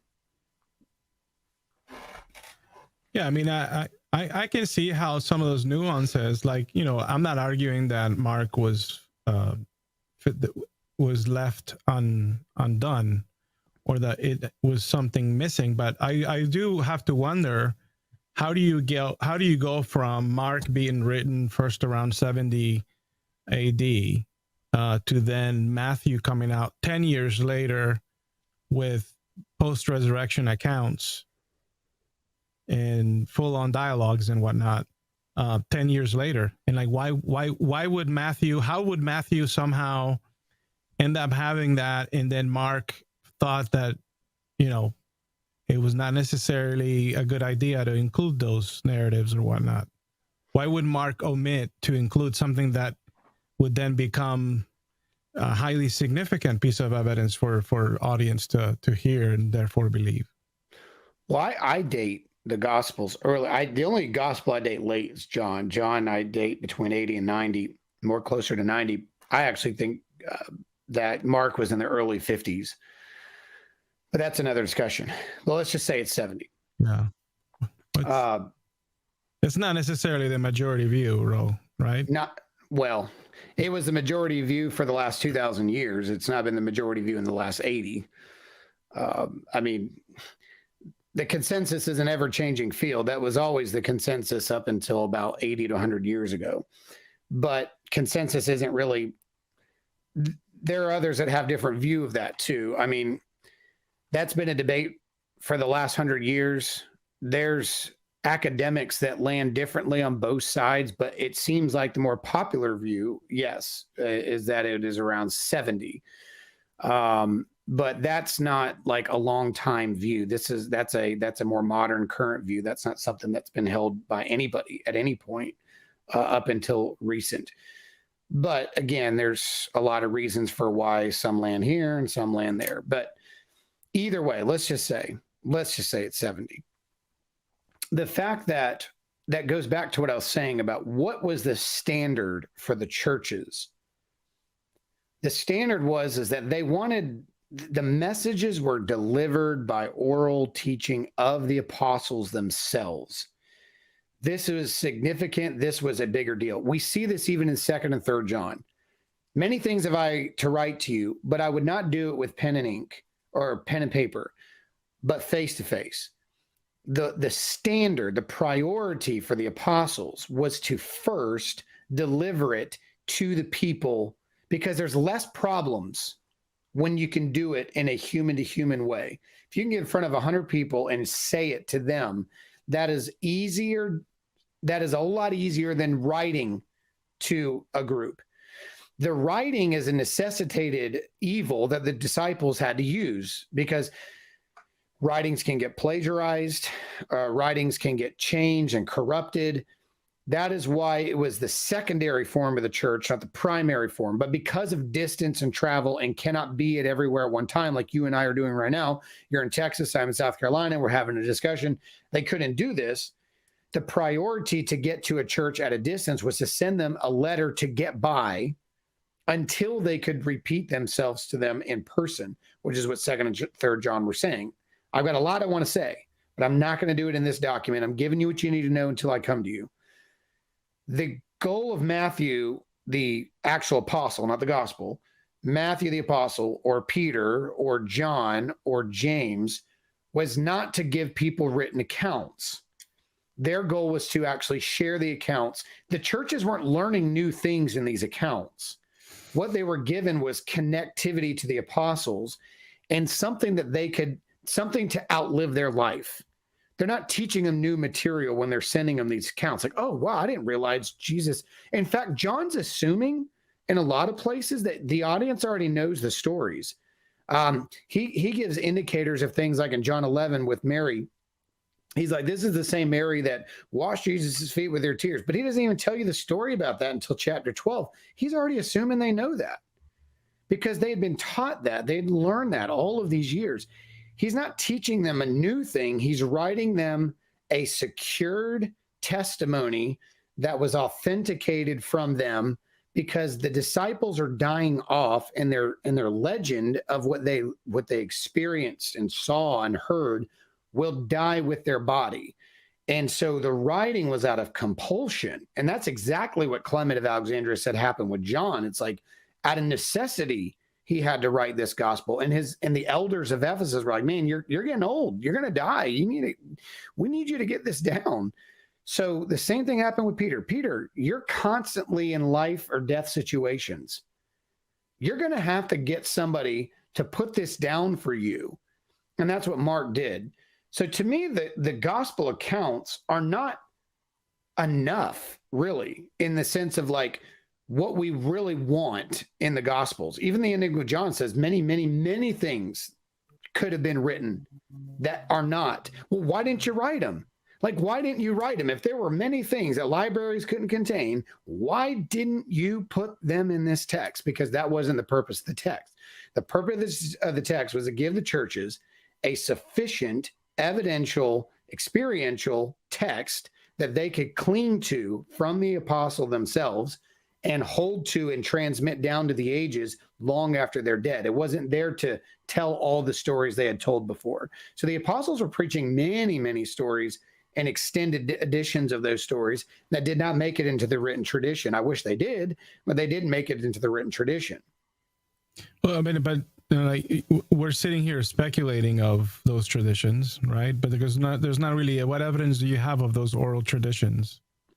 Papias wrote 5 volumes on them that Irenaeus and Eusebius all corresponded with, and we have fragmented quotations from them from both Irenaeus and Eusebius, which he had learned from John the Elder and Aristian, who he claimed were the eyewitnesses of Jesus. And that's the living and abiding voices he was referring to.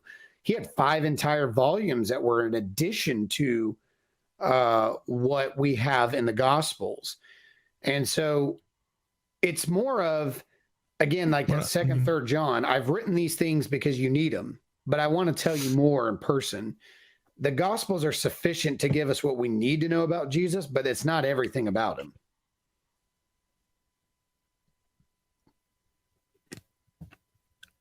I think those traditions come much later. You said Papias. When was that? 2nd century? He wrote in the 2nd century, but he was alive from 60 to 130, I believe. But he was a hearer of John. He knew John the Apostle. He didn't know Jesus. I mean, I can concede that there's enough tradition out there to not conclude that, the New Testament didn't just appear out of nowhere. But I think what really needs to get to the bottom of this question of the reliability of the Gospels is it's really more so about the claims themselves rather than, is there a precedence or is there a history behind, these writings coming out? Can we trust a process, right? We can trust that there was a process where writings were scrutinized and sources were checked, but ultimately what matters here is, are claims that the New Testament Gospels make, are those claims reliable, and can we trust them today? Well, sure. I think we can, because if they were based on people that were there and they're all saying the same thing, I think that makes, for any historical record, the foundational ground to build now a definitive historical argument of whether or not something happened or did not happen. It starts with the text, because we weren't there and we don't have eyewitnesses that are still alive to tell us. So what we have to go off of is those texts. And that's true. That's not just true of Christianity. That's true of Josephus and what he said in the Jewish Wars, Petonius, whoever we want to put in as historians or records. We have to start with the text, because that's all that's been left behind for us. Same thing with like the Roman histories about Romulus that I mentioned earlier. You have multiple historians that are trying to write the reports of what happened to Romulus in his life and at his death or disappearance, depending on the story. They were working together to put all their sources together to come up with a report. And the fact that those reports are so conflicting about what happened to the body of Romulus, whereas the Gospels are unanimously in agreement as to what happened to the body of Jesus, crucified, buried, rose again. There is a easier, groundbreaking work to be done when the Gospels are all, I'm just using the resurrection. I know there's other miracles, but the resurrection itself, if they're all saying the same thing, and one's coming from this guy's view and this guy's view and this guy's view, and then you have additional contemporaries that are coming in reporting the similar and same things, to me, there is like Paul, for example. Paul comes into the equation, and then you got to deal with his life change as a result of his experience. So now he's in agreement with these accounts. Died, buried, rose again. So now there's a continual argument to be built from the accounts to Paul to now the secondary sources that come off of these people that knew Paul, people that knew John, people that knew Peter. What are they saying? What did they hear from these people? And to me, that's the best way to do history. And if they are reports that are truly eyewitness based, That's how we take into account of anything, including in our modern, if we're in a court setting, people have been imprisoned and given death sentences off eyewitness reports. Yeah, but you got to understand that you have to make a distinction in that it's not the same thing as to claim that something occurred because, you know, you saw it or whatever. And that thing which you're claiming that occurred is something actually possible. As of now, I am not aware of any evidence that can show that a person can come back from the dead if they were really dead. And then you have things that you do have to question. Like, for example, when the Gospels say that Jesus' body ascended to heaven, what exactly happened there? Did his body levitate to a certain point in the atmosphere and then disappear? Or was this perhaps one of those many things, many claims in the New Testament that are based upon superstition or mysticism or some other ideas that were brought into it, that now when we have a better understanding of the universe and how our cosmology really is, then you do have to wonder, like, what happened there? You see? And so we can get as far as agreeing, or I'm willing to concede that perhaps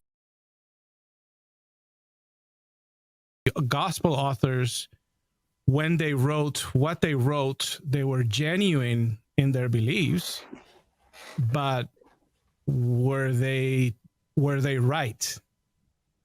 The conclusions that they wrote.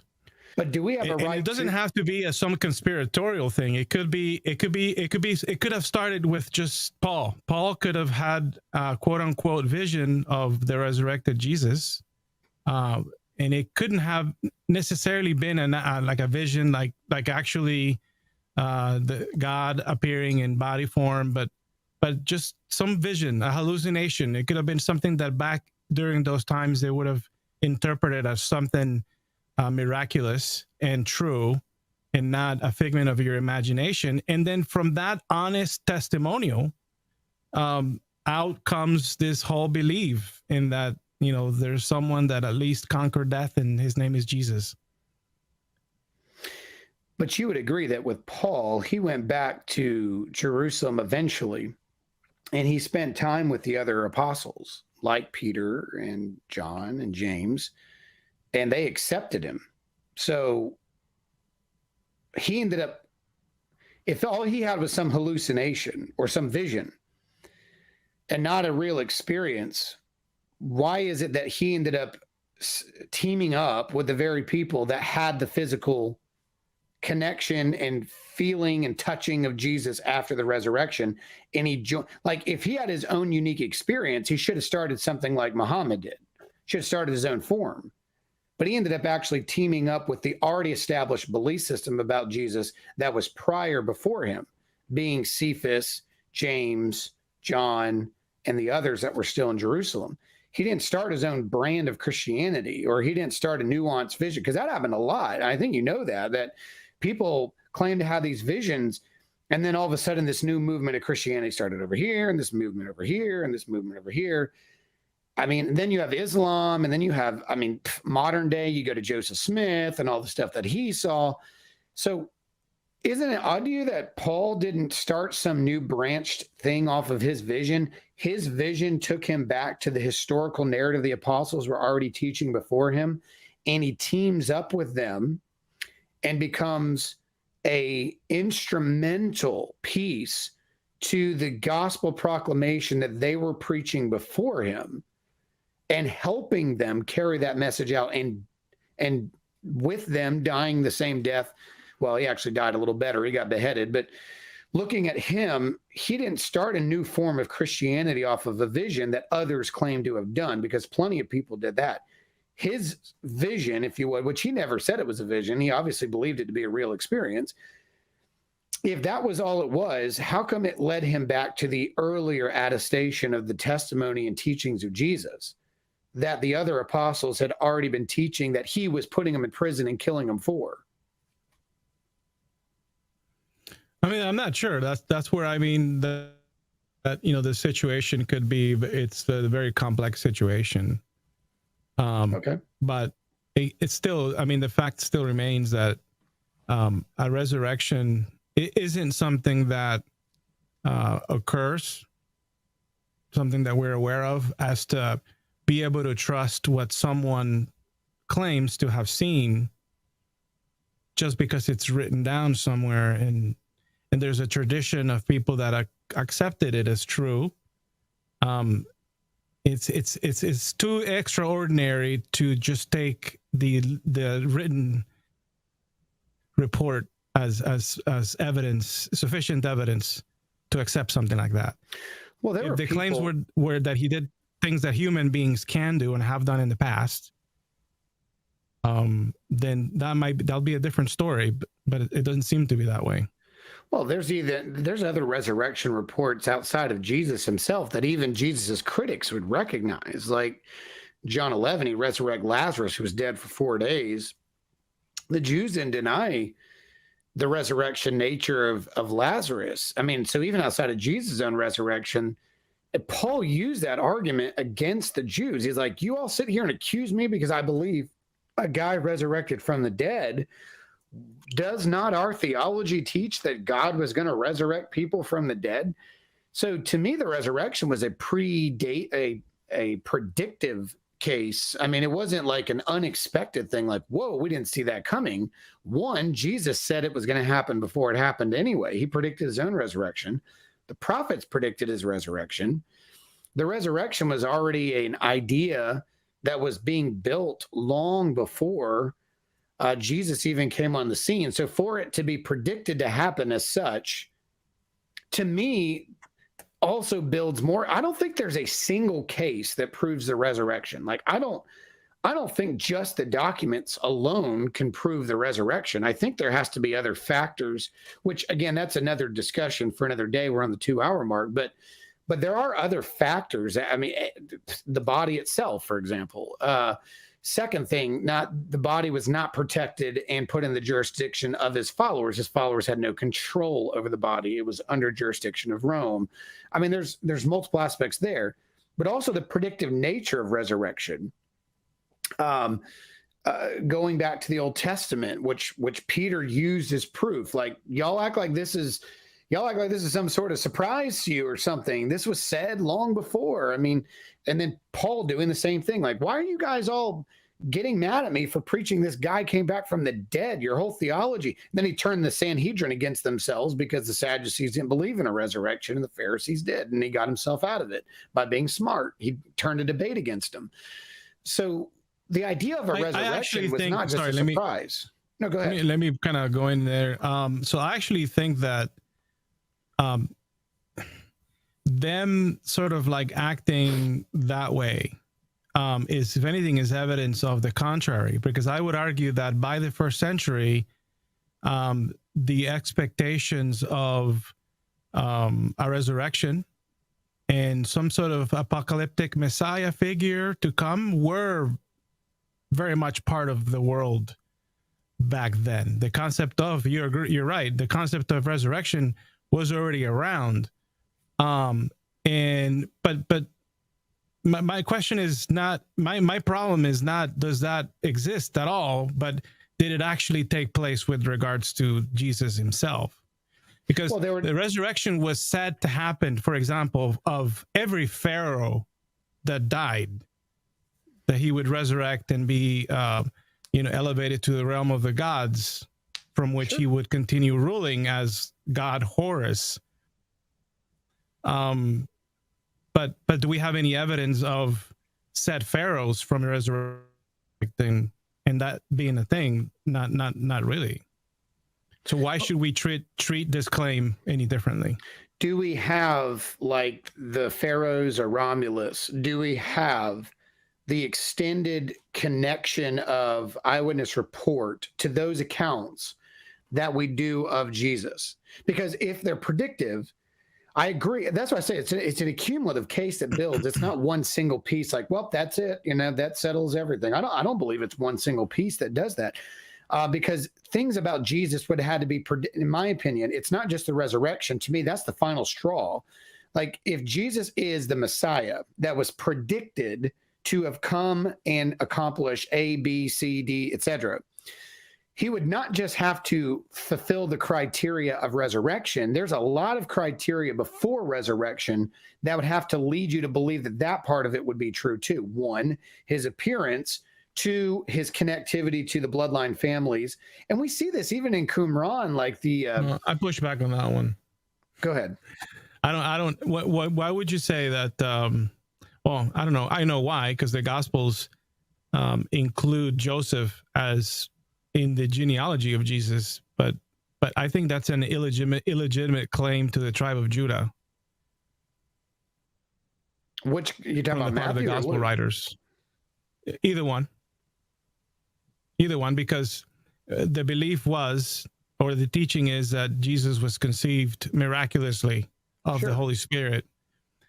So therefore, Jesus, as a Jewish boy, cannot claim lineage to any tribe of Israel because he didn't have a physical Jewish father. So to include Joseph there is sort of it's kind of a mistake. Well, he was tribal his lineage legal is passed down through the father. Well, he was his legal father, and his mother was a part of that same tribal group as Joseph was. They were marrying within their tribal groups. And it was actually, it's very argument that it was actually Mary's lineage in one of the Gospels, not Joseph. But going into...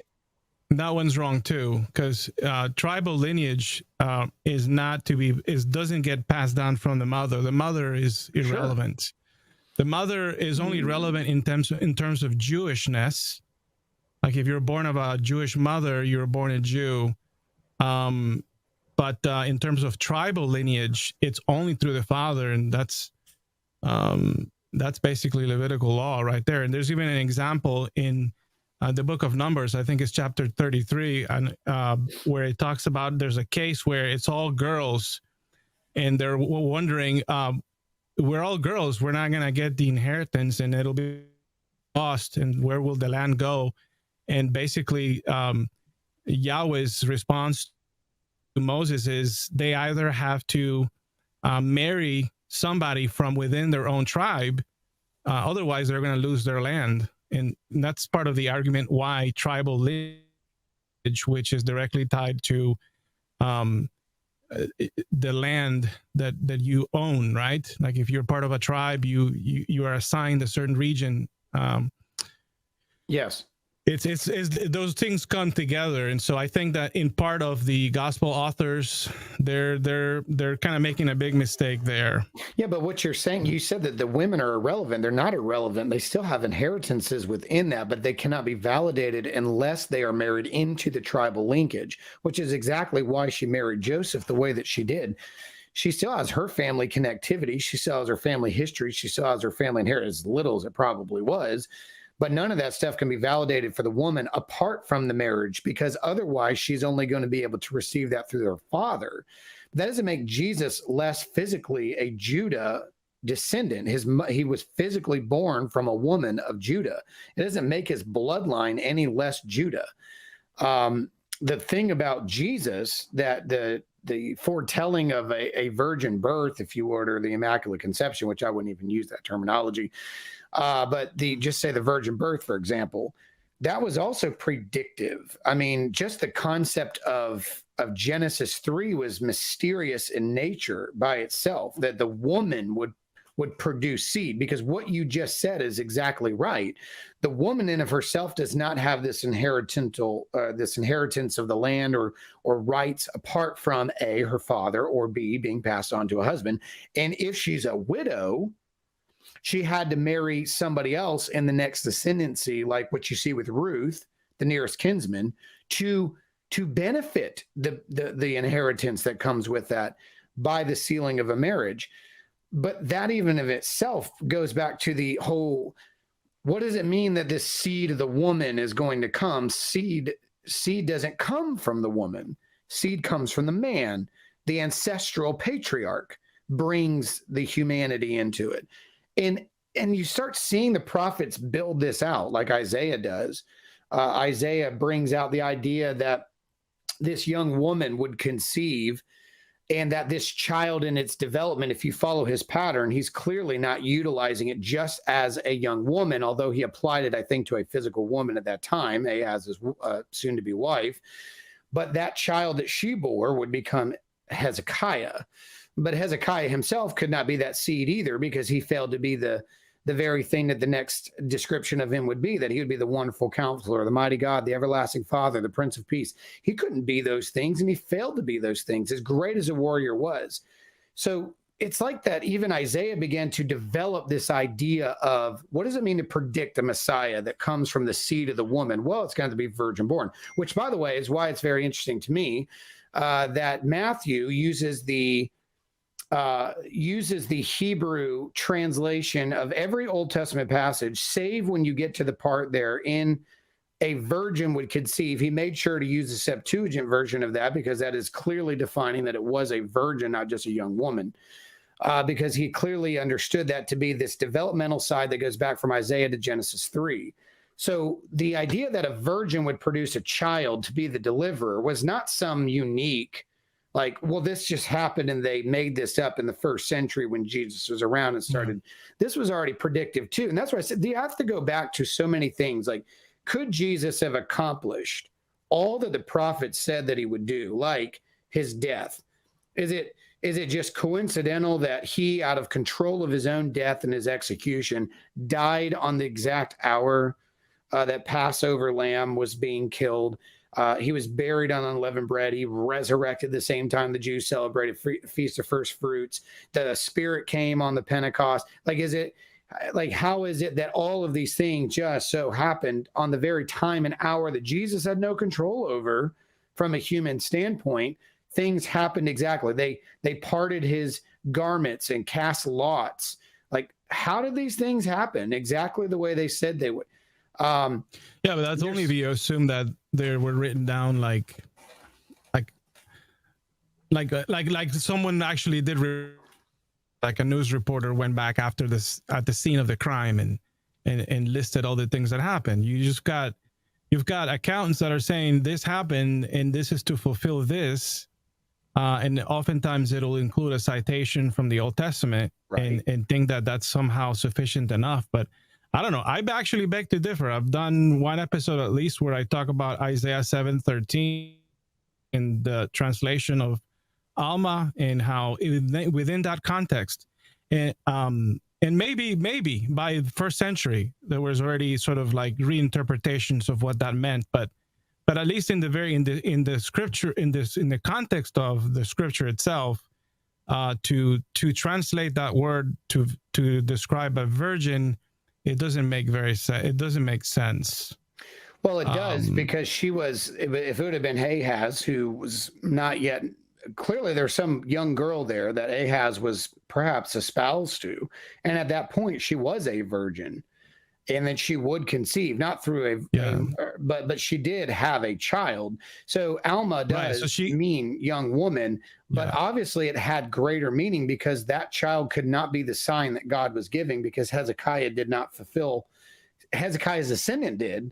His descendant all the way down to Jesus can be proved to have done what Isaiah said would be done. But Hezekiah didn't do the sign that Ahaz was told it would be done for him there. And that was what sign do you think that was supposed to be? Oh, it was clearly messianic. But what actual sign? A virgin conceiving. What was the sign according to Isaiah? A virgin conceiving. Well, that's Matthew's interpretation. I disagree with Matthew. I think that the sign that Isaiah was referring to was the maturity of the boy that was soon to be born. And the Gospel of Matthew,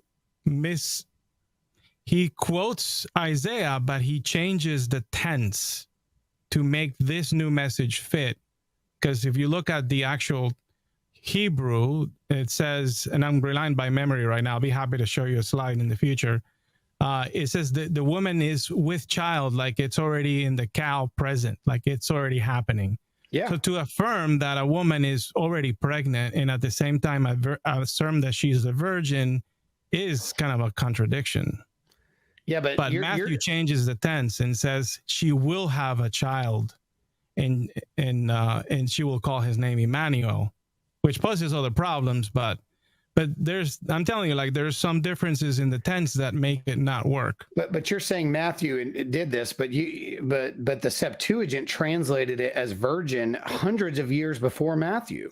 These are Jewish translators of the Hebrew text Alma, and they clearly understood it the same way Matthew did.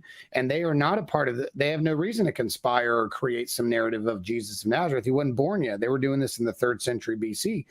They translated it the same way Matthew did. You're talking about the Greek Parthenos, right?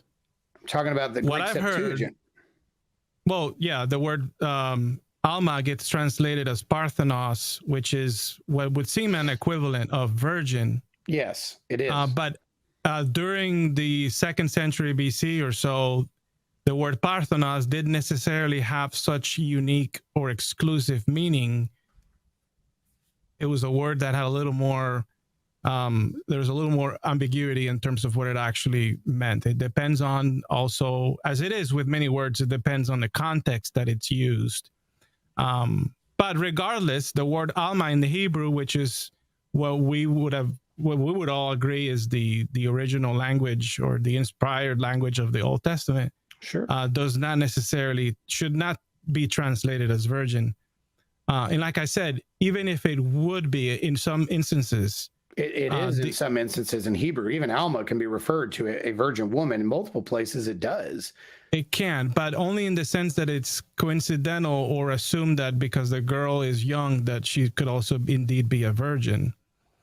But in the case of Isaiah 7:13, it cannot, because it says that she is already with child. So if she's already with child, that means she's no longer virgin. That implies sexual intercourse. Which proves the point that it couldn't have been her. And that's what I'm saying, that there's no way a virgin. Hezekiah could have never been the fulfillment of what was being said there. He was a piece of the fulfillment. He was the process beginner of that fulfillment. He was not the fulfillment. The sign was not just like a 5-second thing. It was something that was completed over a period of time. And again, Jesus is connected back to that same discussion because Hezekiah is a Davidic king, bloodline Jew, that breaks us down into the whole lineage thing again there. But I mean, it gets a little confusing with Hezekiah, because I think originally Isaiah is referring not about Hezekiah. He's talking about Isaiah's own son. Yeah, and we differ on that. And there's Maher Shalal Hasbas. Yeah, and it has to do with his maturity, and by the time that King Ahaz will be rescued from Jerusalem from being destroyed. The Hezekiah thing is much later.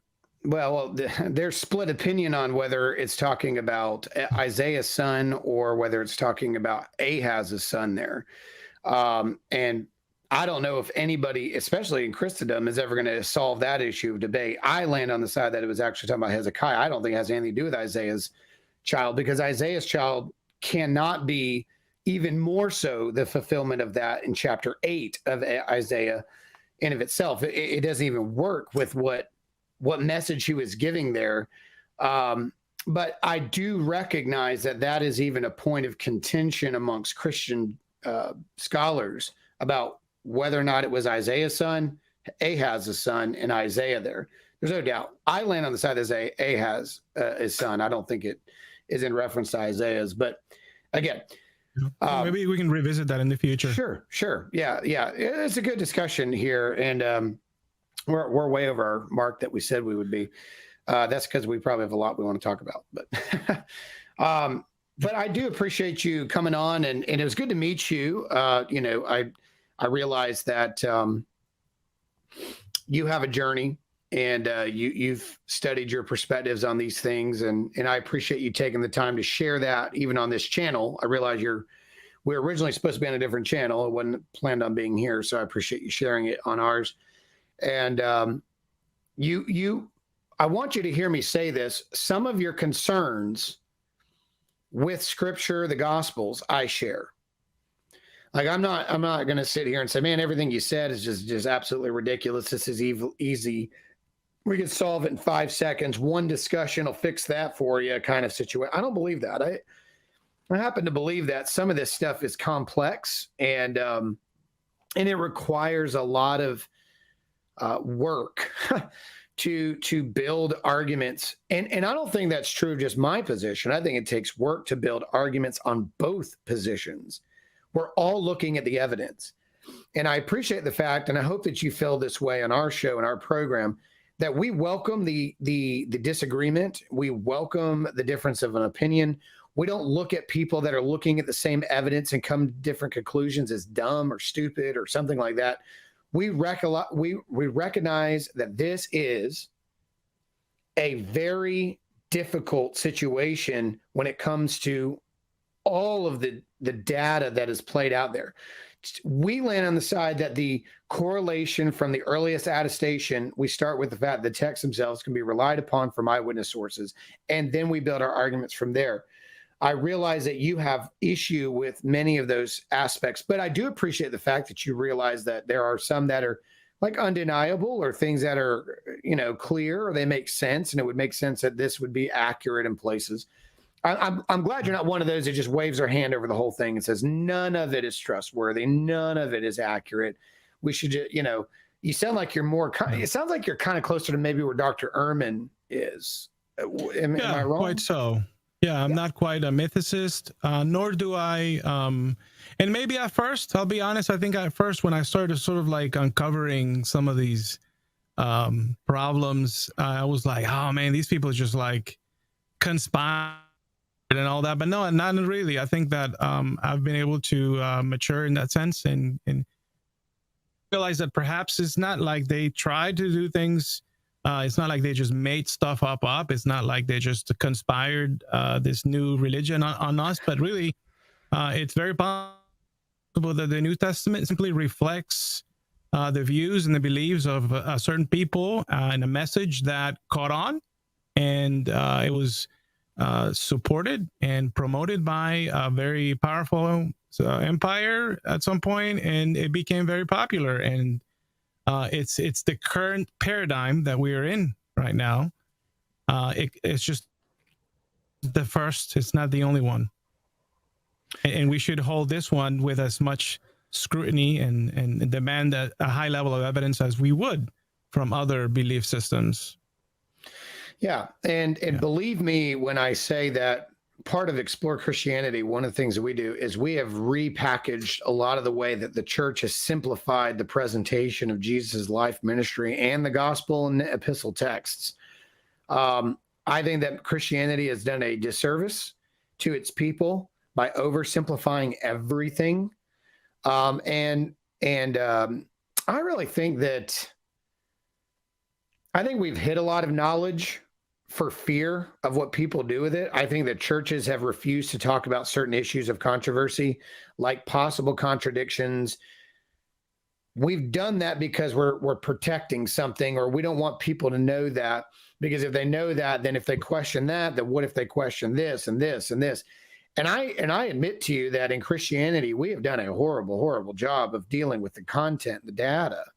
One of the things that we're trying to do, Explore Christianity, is actually not hide it. We're actually trying to put it out there and say, yeah, these books of the Bible were debated. Yes, Matthew does say there are two maniacs of Gadara, and Mark focuses on one. Like, we're not hiding anything. Like, our perspective is, let's get into that. Let's talk about that. So I agree with you, from that perspective, that it is complex and we do need to look at it. And we look at it critically as well. Any last words you want to put out there? No, I mean, it's been fun. I greatly appreciate the opportunity to have this informal yet lively and very academic conversation with you, Stephen. I really look forward to happening again one more time. And sure, thank you for inviting me here to your platform, and thank you, audience, for sticking around to hear what we have to say. Yeah, thank you for joining me, and hopefully, this won't be the last conversation we have. I'd like to continue this dialogue. It was really good, really healthy. Thank you again.